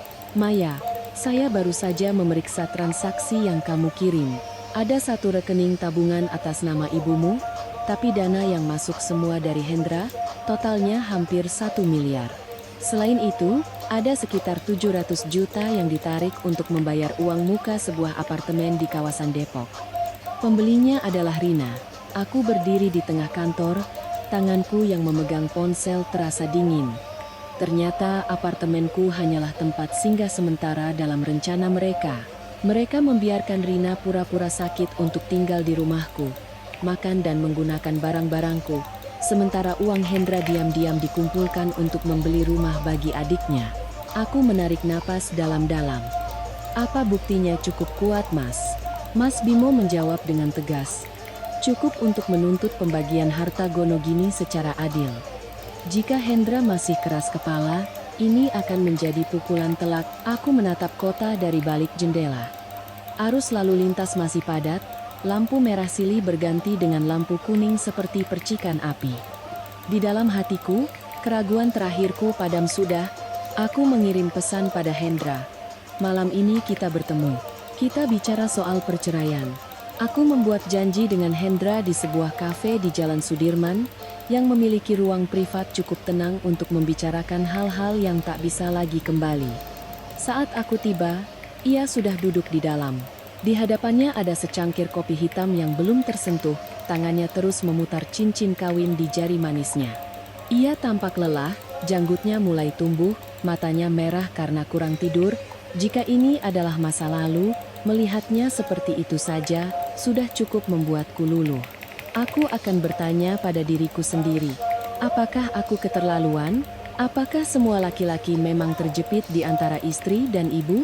Apakah dengan sedikit lagi kesabaran, keluarga akan kembali damai? Tapi hari ini, aku masuk ke ruangan itu, menutup pintu, dan duduk di hadapannya dengan hati yang sudah dingin. Hendra menatapku, suaranya serak. Maya, aku tidak mau cerai. Aku tahu beberapa hari ini situasinya tegang. Ibuku dan Rina memang salah, tapi keluarga mana yang tidak pernah ada masalah? 10 tahun menikah, masa mau kamu buang begitu saja? Aku meletakkan tas di sampingku, dengan tenang menjawab. Yang membuang pernikahan ini bukan aku, tapi kamu. Sejak kamu melindungi Rina saat dia mengambil kalungku, sejak kamu membiarkan ibumu mengganti kunci rumahku, sejak kamu diam-diam menabung untuk membelikan rumah bagi adikmu, wajah Hendra berubah cepat. Ia menatapku tajam, mencoba menebak seberapa banyak yang ku ketahui. Kamu dengar gosip dari mana? Aku tidak punya uang untuk membelikan Rina rumah. Itu mungkin ibuku yang cari cara sendiri. Aku membuka mapku, mengeluarkan salinan transaksi yang disiapkan Mas Bimo, dan mendorongnya ke seberang meja. Setiap transfer dari rekening gaji Hendra ke rekening Ibu Laksmi, setiap penarikan tunai, setiap bukti pembayaran uang muka apartemen di Depok, semua tercetak jelas. Aku melihatnya membaca, melihat keringat mulai muncul di pelipisnya, melihat topeng suami baik, anak berbakti, dan kakak penyayang itu perlahan retak. Hendra, aku bukan lagi wanita yang bisa kau bohongi dengan mudah. Ia meremas kertas-kertas itu. Suaranya mulai bergetar. Aku hanya ingin membantu Rina agar punya tempat tinggal yang layak. Dia adikku, aku tidak bisa menelantarkannya. Uang itu juga hasil kerjaku. Aku tertawa sinis. Hasil kerjamu selama masa pernikahan, sementara biaya hidup keluarga, obat-obatan adikmu, makan minum ibumu, dan uang sekolah anak kita sebagian besar ditanggung olehku. Kamu menyisihkan hampir 1 miliar dan menggunakan 700 juta untuk uang muka rumah Rina, tapi masih membiarkannya pura-pura sakit dan menumpang di rumahku selama setengah tahun. Kamu menyebutnya membantu adik. Aku menyebutnya mengalihkan aset di belakang istri. Hendra terdiam. Keheningannya bukan lagi penyesalan, melainkan perhitungan. Aku sudah melihatnya dengan sangat jelas. Pria ini tidak takut kehilanganku. Ia hanya takut kehilangan uang, rumah, dan citra baik yang telah ia bangun selama 10 tahun. Sesaat kemudian, ia merendahkan suaranya. Maya, kamu mau aku bagaimana? Bilang saja. Aku akan suruh ibu dan Rina pindah. Aku akan kembalikan uangmu. Kita bisa mulai lagi dari awal. Kan, Bima masih kecil, dia butuh ayah. Mendengar nama putraku, dadaku nyeri, tapi aku tetap menjaga suaraku tenang. Bima butuh ayah yang baik, bukan ayah yang mengajari anaknya bahwa perempuan di rumah boleh dimanfaatkan lalu dibentak untuk diam. Hendra mengangkat kepala, matanya memerah. Ucapanmu itu keterlaluan. Aku tidak pernah memukulmu, tidak pernah menelantarkanmu dan anakmu. Hanya karena masalah uang, kamu mau mendorongku sampai ke jalan buntu? Aku menatapnya lama. Ternyata baginya, pernikahan tanpa kekerasan fisik sudah dianggap sebagai sebuah anugerah. Sedangkan kebohongan, penghinaan, perampasan, dan pengkhianatan kepercayaan, semua itu hanyalah masalah uang. Pintu ruangan terbuka. Mas Bimo masuk tepat waktu, membawa map lain di tangannya. Hendra tertegun. Kamu bawa pengacara? Aku menjawab, benar. Karena mulai sekarang, aku tidak akan lagi bicara dengan perasaan. Mas Bimo duduk di sampingku, suaranya profesional. Bapak Hendra, kami sudah menyiapkan 2 opsi. Pertama, perceraian secara baik-baik, hak asuh anak jatuh pada Ibu Maya, Bapak berkewajiban memberikan nafkah. Apartemen di Tebet adalah aset pribadi Ibu Maya, Bapak tidak akan menggugatnya. Dana yang telah Bapak alihkan ke ibu dan adik Bapak akan diaudit, dan bagian yang merupakan harta bersama harus dikembalikan. Kedua, kita bawa kasus ini ke pengadilan, sekaligus menuntut klarifikasi seluruh aliran dana, termasuk uang muka apartemen untuk saudari Rina dan transaksi mencurigakan lainnya. Hendra menggebrak meja. Jangan mengancam saya. Saya juga ikut membayar cicilan apartemen itu beberapa tahun. Rumah itu tidak bisa disebut miliknya sendiri. Mas Bimo dengan tenang menyodorkan 1 lembar kertas lagi. Kami sudah menghitung kontribusi Bapak. Jika disengketakan, nilai yang bisa Bapak buktikan akan dipertimbangkan sesuai hukum. Tapi pada saat yang sama, dana bersama yang Bapak gunakan secara sepihak untuk kepentingan keluarga Bapak juga akan dituntut untuk dikembalikan. Sebaiknya Bapak pertimbangkan, mana angka yang lebih besar. Wajah Hendra memucat. Aku tahu ia mengerti. Semakin lama dibawa ke pengadilan, semakin banyak yang ia sembunyikan akan terungkap. Semakin ia ngotot soal apartemen, semakin ia harus menjelaskan uang yang hilang selama bertahun-tahun. Aku mengeluarkan selembar surat kesepakatan yang sudah dicetak dan meletakkannya di hadapannya. Hendra, tanda tangani ini. Kembalikan batasan untukku, kembalikan kedamaian untuk Bima. Kalau kamu masih punya sedikit saja kebaikan, jangan ubah perceraian ini menjadi perang kotor. Ia menatap pulpen di atas meja, lalu menatapku. Di matanya ada campuran antara permohonan, kemarahan, dan ketidakberdayaan. Tapi aku bukan lagi wanita yang akan luluh oleh tatapan itu. Aku duduk tegak, diam menunggu. Di luar jendela kaca, kota masih riuh. Tapi di dalam ruangan kecil ini, 10 tahun pernikahanku sedang menuju goresan tinta pertamanya menuju akhir. Hendra menatap surat kesepakatan itu sangat lama. Pulpen di hadapannya hanya berjarak beberapa senti, tapi tangannya terus ragu seolah pulpen itu seberat 1 ton. Aku tidak mendesaknya. Aku tahu di kepalanya ia sedang menghitung setiap kemungkinan, setiap peluang menang atau kalah, setiap rupiah yang bisa ia selamatkan. Seseorang yang terbiasa menang dengan memanfaatkan rasa kasihan orang lain, saat dihadapkan pada hitam di atas putih, biasanya akan cepat menunjukkan sifat aslinya. Akhirnya, Hendra mengangkat kepala menatapku, suaranya parau. Kalau aku tanda tangan, kamu tidak akan membawa masalah ini ke pengadilan, kan? Aku menjawab, jika kamu menepati semua komitmen, aku tidak perlu membesarkannya. Tapi jika kamu atau keluargamu masih menggangguku dan Bima, semua bukti akan digunakan. Ia mengatupkan rahangnya. Kamu kejam sekali. Aku menatapnya, hatiku setenang air. Bukan. Aku hanya belajar melindungi diriku sendiri setelah 10 tahun menjadi orang yang mudah ditindas. Mas Bimo mendorong dokumen itu lebih dekat. Bapak Hendra, silakan baca baik-baik setiap klausulnya. Bapak berhak untuk tidak menandatangani, tapi jika tidak, kami akan melanjutkan proses hukum dengan gugatan sengketa aset dan permintaan verifikasi aliran dana selama masa pernikahan. Hendra menunduk membaca setiap baris. Setiap kali matanya berhenti pada klausul pengembalian dana yang telah ia transfer ke ibu dan adiknya, wajahnya semakin kelam. Saat sampai pada klausul tidak akan memperebutkan hak asuh Bima, ia mengangkat kepala. Dia anak kita berdua.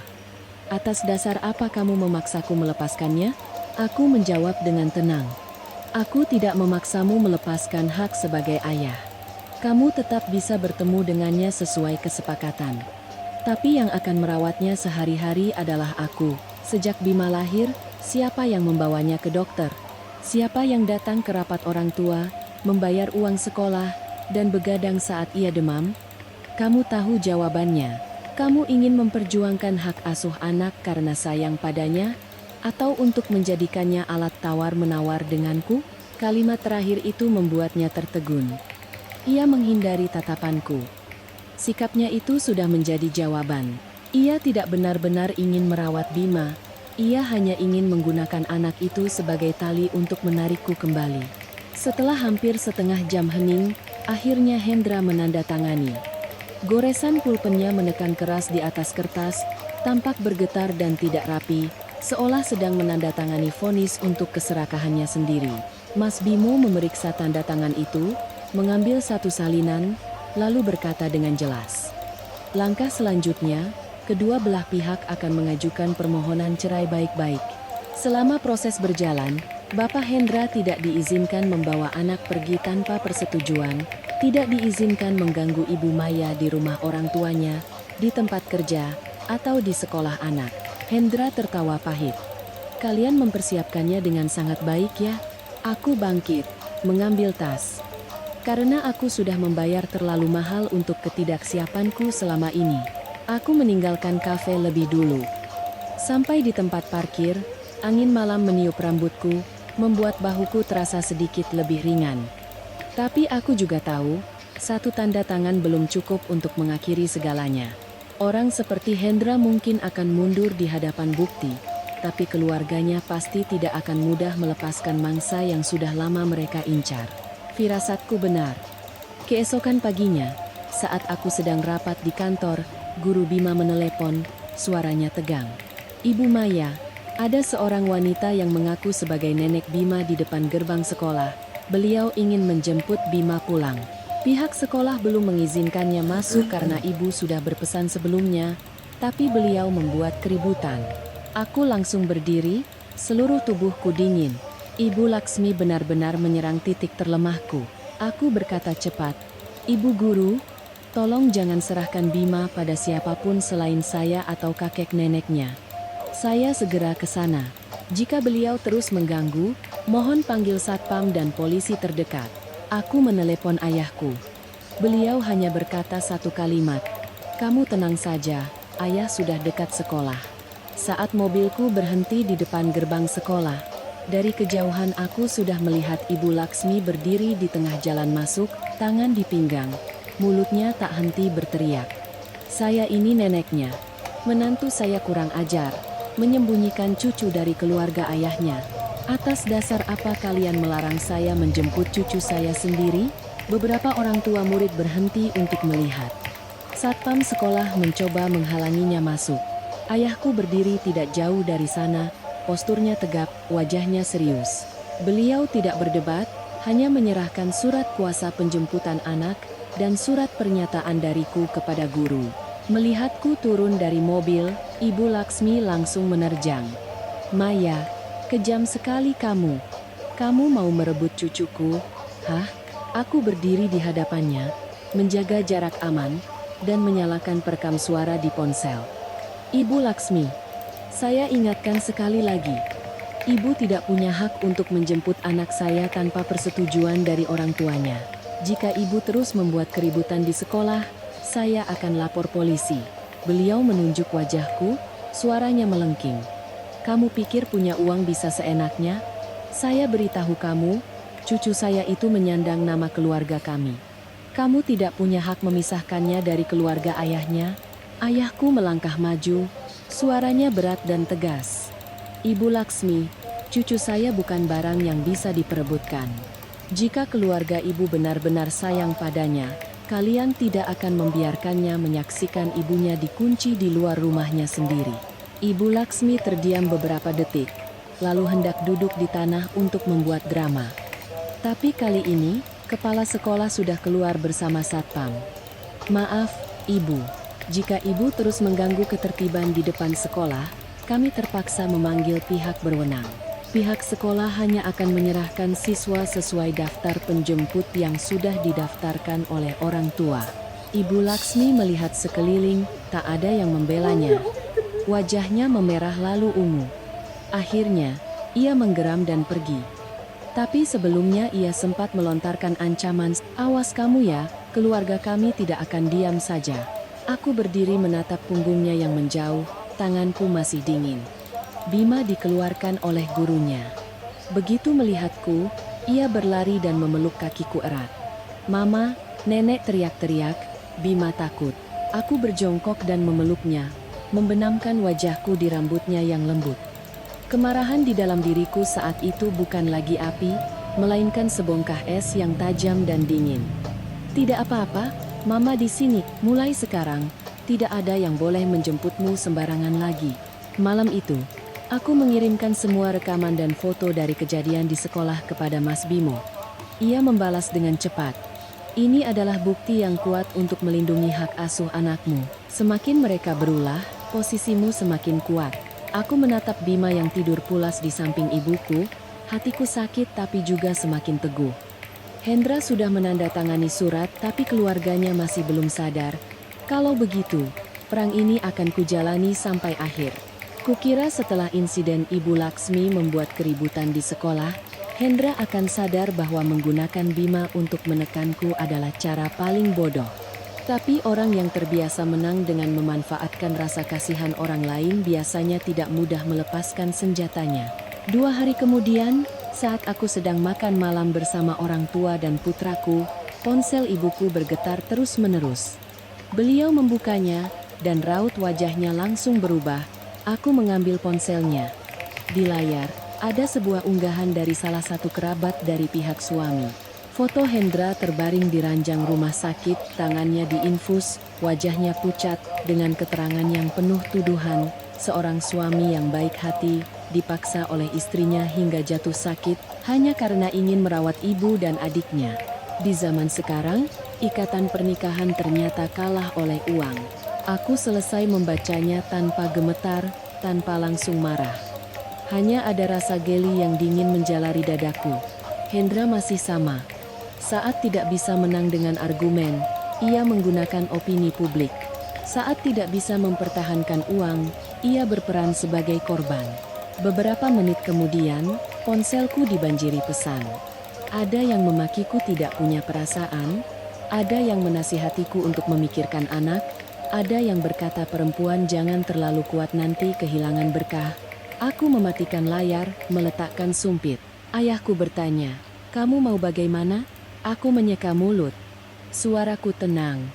Aku mau menjenguknya. Ibuku khawatir. "Kamu mau pergi sendirian?" Aku menggeleng. "Tidak. Aku pergi dengan Mas Bimo." 1 jam kemudian, aku sudah berada di rumah sakit swasta tempat Hendra dirawat. Ia memilih kamar VIP dengan jendela besar dan buah-buahan yang tersusun rapi di meja. Ibu Laksmi duduk di samping ranjang, menyeka air mata di hadapan beberapa kerabat. Rina juga di sana, hari ini kembali dengan penampilan lemahnya, bahunya disampiri selendang tipis, matanya merah. Begitu melihatku masuk bersama pengacara Bimo, seisi ruangan hening. Ibu Laksmi langsung berteriak, "Masih berani kamu datang? Lihat suamimu. Dia sakit karena ulahmu." Aku menatap Hendra. Ia berbaring di ranjang, bibirnya terkatup rapat, matanya menghindar. Aku bertanya langsung, "Apa diagnosa dokter?" Sebelum Hendra sempat menjawab, Ibu Laksmi sudah menyela.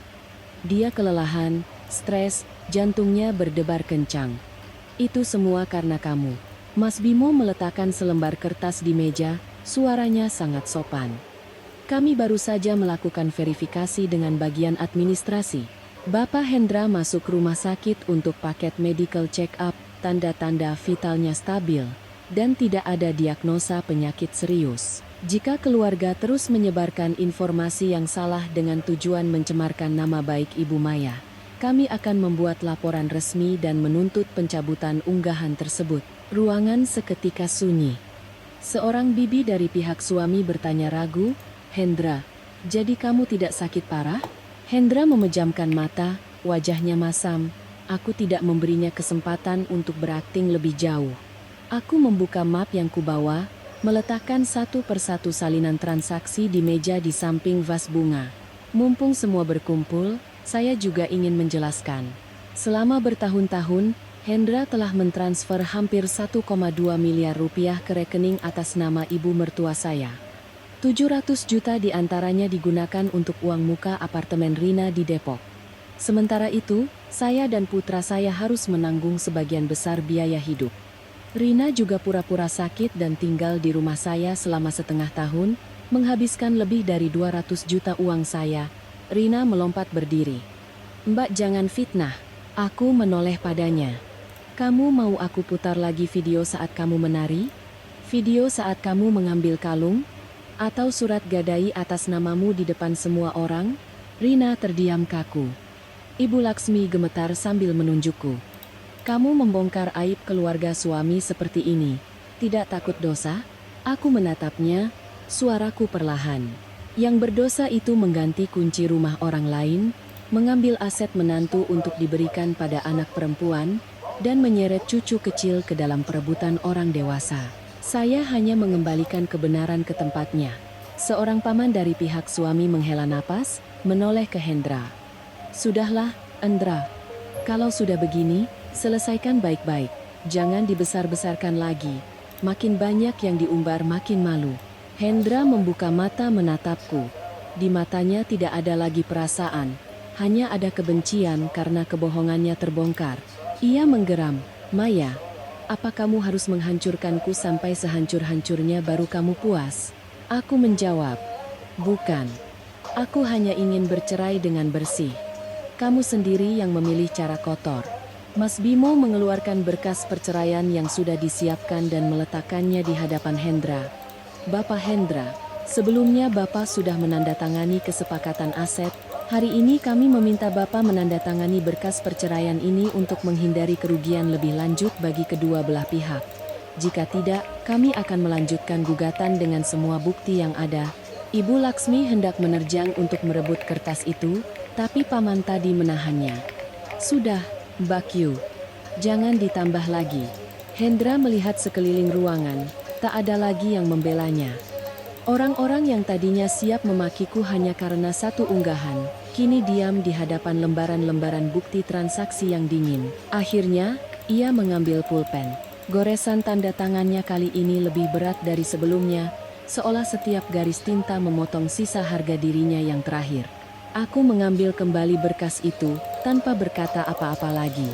Saat berbalik untuk meninggalkan kamar, aku mendengar Hendra memanggil dari belakang, "Maya, kamu akan menyesal. Seorang janda dengan satu anak. Kamu pikir hidup di luar sana gampang?" Aku berhenti di ambang pintu, tanpa menoleh.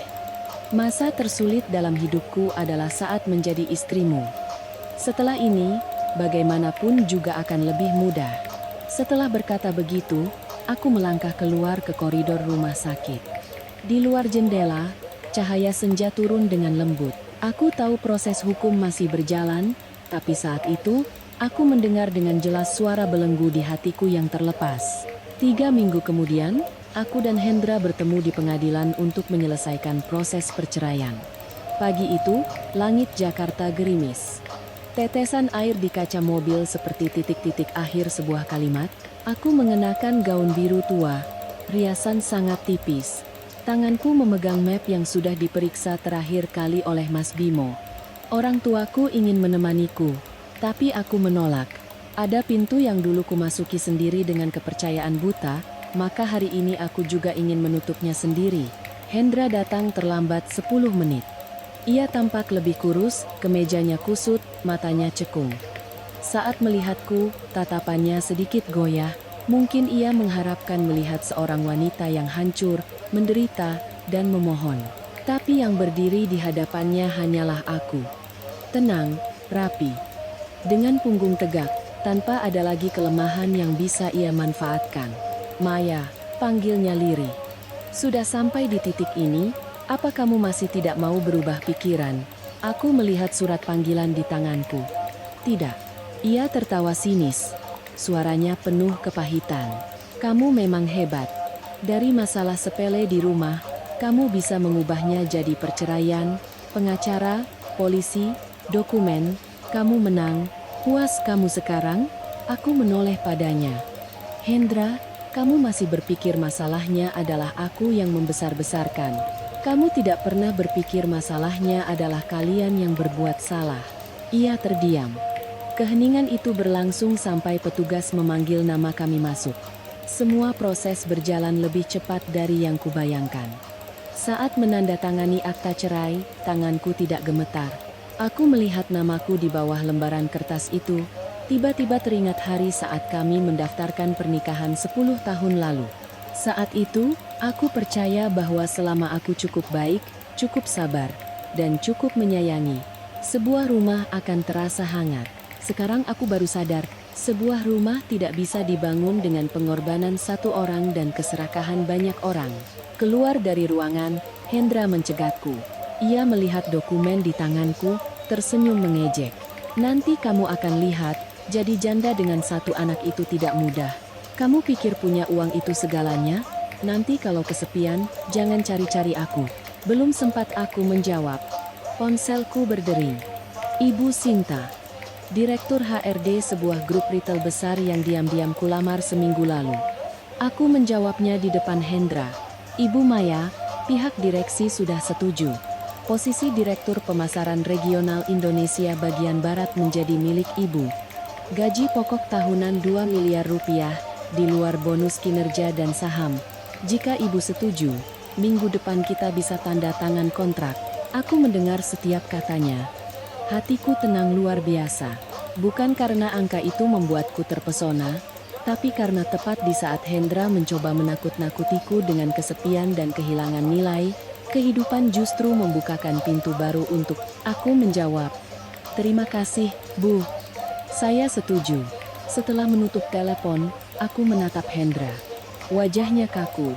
Kalimat hinaannya tadi seolah tersangkut di tenggorokan. Aku melepaskan cincin kawin dari jariku. Cincin yang selama beberapa bulan ini masih kupakai bukan karena cinta, tapi karena belum waktunya dilepas. Aku meletakkannya di telapak tangannya. Simpan saja. Aku tidak butuh sesuatu yang menjadi simbol dari janji yang sudah busuk. Hendra menatap cincin itu, suaranya merendah.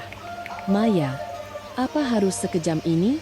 Aku mundur selangkah, menjaga jarak terakhir di antara kami. Aku tidak kejam. Aku hanya tidak akan membiarkan diriku dibohongi lagi. Setelah berkata begitu, aku berbalik dan pergi. Hujan sudah berhenti. Di depan gerbang pengadilan, Mas Bimo menungguku dengan senyum tipis. Ia menyerahkan salinan dokumen yang sudah lengkap. Selamat ya, mulai hari ini, kamu bebas. Aku memegang dokumen itu, tiba-tiba hidungku terasa pedih.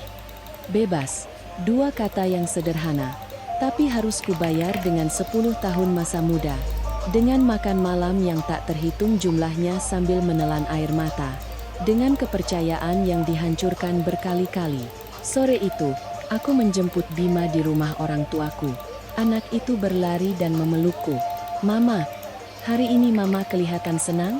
Aku membungkuk dan mengecup dahinya. "Iya nak, Mama senang. Mulai sekarang, kita akan memulai hidup yang baru." Ayahku berdiri di teras, tidak bertanya lebih jauh, hanya mengangguk pelan. Ibuku masuk ke dapur menghangatkan sayur asam, aromanya menyebar di rumah kecil kami.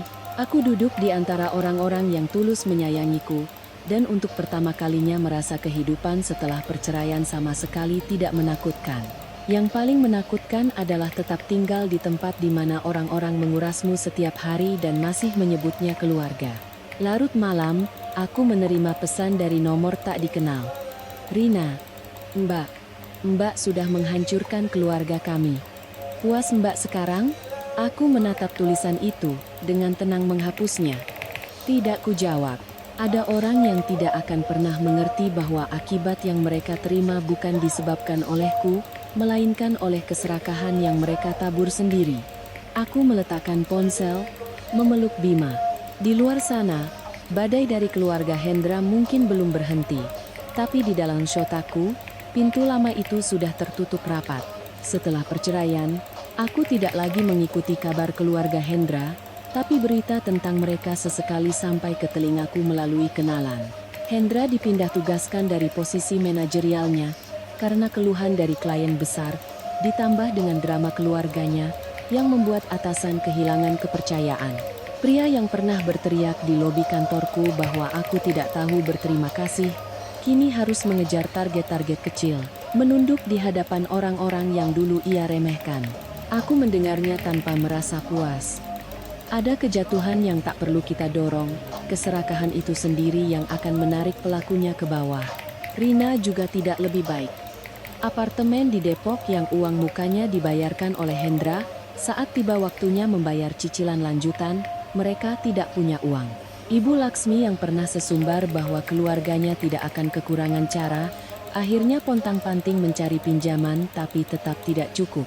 Pihak pengembang mengirimkan surat pembatalan, dan sebagian besar uang muka hangus.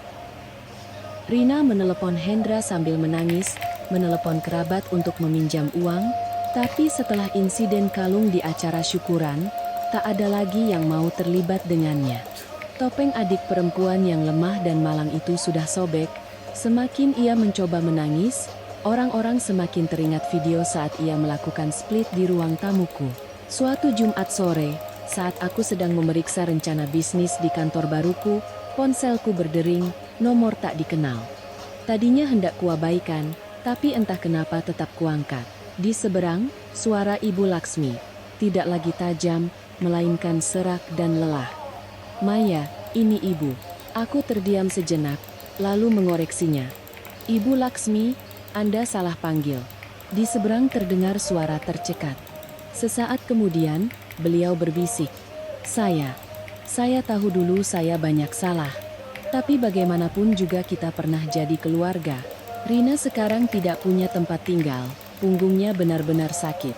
Hendra juga pekerjaannya sedang sulit. Saya baru saja masuk rumah sakit. Dokter bilang harus operasi. Biayanya hampir 100 juta. Bisakah kamu membantu sekali ini saja?" Aku menatap keluar jendela. Di jalanan, mobil-mobil berbaris di lampu merah, semua orang punya tujuan, punya beban. Aku pernah memikul beban seluruh keluarga mereka selama bertahun-tahun. Dulu kupikir, jika aku sedikit lebih baik lagi, mereka akan sadar. Tapi kenyataannya, ada orang yang hanya mengingatmu saat mereka butuh uang. Dan saat kau menuntut keadilan, mereka akan menyebutmu kejam. Aku berkata perlahan. "Saat Ibu mengganti kunci rumahku, apa Ibu berpikir aku ini pernah jadi keluarga? Saat Ibu ingin memegang kartu gajiku, apa Ibu berpikir aku ini pernah jadi? Saat Ibu datang ke sekolah untuk membawa Bima pergi, apa Ibu berpikir anak itu akan ketakutan?" Di seberang telepon hanya terdengar napas yang berat. Ibu Laksmi menangis. "Saya salah. Saya sudah tua. Untuk apa kamu ungkit-ungkit lagi? Kamu kan sudah kaya sekarang. Membantu sedikit saja tidak akan membuatmu miskin." Kalimat itu membuat hatiku benar-benar dingin. Sampai detik ini, ia tidak benar-benar menyesal. Ia hanya menyesal karena tidak bisa lagi memanfaatkanku, kaya atau miskin itu urusanku.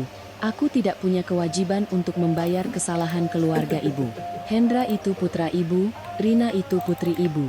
Sebaiknya ibu telepon mereka. Setelah berkata begitu, aku menutup telepon dan memblokir nomornya. Aku tidak gemetar, tidak menangis, juga tidak merasa bersalah. Dulu aku selalu takut dibilang tidak punya perasaan. Sekarang aku sadar, kebaikan tanpa batas akan berubah menjadi pisau yang menusuk dirimu sendiri. Hidupku memasuki ritme yang baru. Pekerjaan baruku sibuk, tapi membuatku merasa hidup kembali. Aku melakukan perjalanan dinas, menandatangani kontrak, memimpin tim. Keputusan-keputusanku tidak lagi terganggu oleh telepon yang menyuruhku pulang memasak atau membeli obat. Bima juga perlahan menjadi lebih ceria. Ia les piano dan berenang. Akhir pekan ia diajak kakeknya bermain bola. Malamnya ia akan meringkuk di pelukanku menceritakan kegiatannya di sekolah. Pernah sekali ia bertanya, "Mama, nanti kalau Bima sudah besar, apa Bima harus benci ayah?" Aku memeluknya, menjawab dengan lembut, "Tidak perlu benci, juga tidak perlu memaksakan diri untuk sayang. Kamu hanya perlu ingat siapa yang memperlakukanmu dengan baik, dan belajar untuk menjadi orang yang lebih baik dari mereka." Bima mengangguk, matanya jernih. Aku tahu lukanya butuh waktu untuk sembuh, tapi setidaknya ia tidak lagi hidup di tengah pertengkaran dan kebohongan. Sekitar setengah tahun kemudian, di sebuah seminar investasi retail di Bali, aku bertemu dengan Mas Adit, direktur sebuah perusahaan investasi. Ia tidak banyak bicara, tidak juga agresif. Ia hanya menjabat tanganku dengan sopan setelah presentasiku dan berkata, "Presentasi ibu sangat tajam." Orang yang sudah melewati banyak badai biasanya punya cara pandang yang berbeda terhadap pasar. Aku tersenyum, tidak menyangkal, tidak juga bercerita. Setelah itu kami beberapa kali bertemu karena urusan pekerjaan. Ia tahu aku sudah bercerai dan punya anak, tapi tidak pernah bertanya dengan nada penasaran atau kasihan. Ia hanya peduli apakah aku suka kopi yang pahit atau tidak, apakah Bima punya alergi makanan, dan apakah akhir pekanku butuh bantuan untuk mengajak Bima jalan-jalan. Kebaikan yang tenang itu awalnya membuatku waspada, lalu perlahan membuatku merasa damai. Suatu malam, saat aku dan Bima berjalan-jalan di tepi pantai setelah seminar, Mas Adit berjalan di samping kami, menjaga jarak yang pas. Bima berlari di depan, tawanya menggema di bawah cahaya bulan. Ia menatap Bima, lalu berkata, "Mbak Maya, tidak perlu terburu-buru percaya pada siapapun, cukup izinkan dirimu untuk hidup sedikit lebih ringan." Aku menatap ombak yang berkilauan di hadapanku, dan tiba-tiba merasa hatiku benar-benar tenang.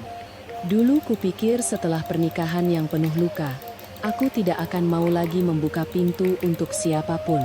Tapi ternyata yang terpenting bukan menutup pintu selamanya, melainkan belajar untuk memegang kuncinya di tangan sendiri. Kali ini, jika ada yang masuk ke dalam hidupku, ia harus masuk dengan rasa hormat, bukan dengan mengatasnamakan keluarga lalu mengambil segalanya. Setahun setelah perceraian, aku pindah ke rumah baru di kawasan Bintaro. Bukan rumah yang megah, tapi punya halaman kecil dengan pohon bougainville, kamar pribadi untuk Bima, sudut kerja yang menghadap ke taman, dan yang terpenting, tidak ada lagi suara ketukan pintu yang menagih makan malam. Tidak ada lagi tatapan yang menganggap pengorbananku sebagai kewajiban. Pagi hari aku mengantar Bima ke sekolah, lalu ke kantor. Malam hari kami makan malam bersama orang tuaku atau membaca buku bersama. Hidup tidak selalu mudah, tapi setiap hari yang kujalani adalah milikku, keputusanku sendiri. Mas Adit masih ada dalam hidupku, dengan cara yang sangat lembut. Ia tidak terburu-buru masuk ke rumahku, tidak mencoba menjadi ayah bagi Bima, juga tidak menggunakan janji-janji besar untuk membuatku luluh. Ia hanya diam-diam berdiri di posisi yang tepat. Cukup dekat untuk membuatku merasa hangat, cukup jauh agar aku tidak merasa tertekan. Suatu hari Bima bertanya padaku, "Mama, apa Om Adit suka sama Mama?" Aku tertawa, mengelus kepalanya. "Kenapa kamu tanya begitu?" Anak itu menjawab dengan serius, "Karena cara Om Adit melihat Mama sama seperti cara kakek melihat nenek. Tidak membuat Mama sedih." Kalimat putraku membuatku terdiam lama. Ternyata anak-anak tidak butuh banyak penjelasan. Mereka bisa merasakan sendiri siapa yang membawa kedamaian dan siapa yang membawa ketakutan. Aku menatap Bima, dalam hati bersyukur karena aku sempat meninggalkan pernikahan lamaku, sebelum putraku salah mengira bahwa cinta adalah penderitaan. Suatu sore di akhir tahun, aku bertemu lagi dengan Hendra di tempat parkir sebuah pusat perbelanjaan. Ia jauh lebih kurus dari sebelumnya, mengenakan kemeja yang warnanya sudah pudar. Tangannya memegang setumpuk brosur properti. Begitu melihatku turun dari mobil, ia terpaku. Tatapannya menyapu setelan kerjaku yang rapi, tas kerjaku, lalu berhenti pada Bima yang sedang menggandeng tangan Mas Adit di sampingku. "Bima," panggilnya lirih. Putraku bersembunyi di belakangku, tidak berlari mendekat. Ia menatap Hendra dengan tatapan asing seorang anak yang telah melewati terlalu banyak luka. "Halo, Ayah." Hanya dua kata itu saja sudah membuat wajah Hendra pucat. Ia mencoba tersenyum. "Kamu sudah besar sekali ya, Nak. Ayah kangen." Bima diam. Aku tidak ikut campur, juga tidak memaksanya bersikap ramah. Sesaat kemudian, anak itu berkata, "Kalau ayah kangen, ayah seharusnya kirim uang sekolah tepat waktu." Kata Mama, orang dewasa harus bertanggung jawab pada janjinya. Hendra kehabisan kata-kata. Ia menatapku, tatapannya campuran antara malu dan benci. Aku dengan tenang membuka tas, mengeluarkan kartu nama Mas Bimo, dan memberikannya semua tunggakan nafkah, pengacara saya yang akan urus. Jangan datang ke sekolah atau ke rumah mencari Bima tanpa pemberitahuan. Bima butuh ketenangan. Hendra memegang kartu nama itu, bibirnya bergerak-gerak. "Maya, hidupmu baik sekali ya." Aku menatapnya tanpa benci, tanpa sakit. Hanya seperti melihat orang asing yang pernah lewat dalam hidupku. "Benar. Karena aku tidak lagi hidup untuk keluargamu." Aku menggandeng Bima pergi. Di belakang, Hendra berdiri membeku di tengah parkiran yang ramai, tampak begitu kesepian dan menyedihkan. Tapi aku tidak menoleh. Ada orang yang baru akan merasa kehilangan saat sesuatu yang dulu mereka remehkan tidak lagi menjadi milik mereka. Penyesalan seperti itu bukan cinta, hanya keserakahan yang datang terlambat. Malam itu, di halaman rumahku, orang tuaku, Bima, Mas Adit, dan beberapa sahabat dekat berkumpul untuk makan malam kecil. Angin sepoi-sepoi meniup bunga bugenvil. Tawa putraku menggema saat ia memamerkan hasil gambarnya. Aku melihat sekeliling, menatap orang-orang yang tulus menginginkanku bahagia, dan tiba-tiba mataku terasa perih. Dulu kukira keluarga adalah tempat di mana aku harus mengalah, berkorban, dan menahan diri demi menjaga keharmonisan. Sekarang aku baru sadar. Keluarga yang sesungguhnya adalah tempat di mana aku bisa bernapas, menjadi diriku sendiri, dan dicintai tanpa harus membayar dengan harga diriku. Mas Adit memberiku segelas air, bertanya lembut, "Lagi mikirin apa?" Aku tersenyum. Lagi mikir, ternyata di balik pintu yang tertutup, bukan kegelapan yang menunggu, melainkan langit yang lebih luas. Aku tidak tahu bagaimana masa depanku dengan Mas Adit. Tapi kali ini, aku tidak lagi butuh seorang pria untuk membuktikan nilaiku. Aku sudah menemukannya sendiri,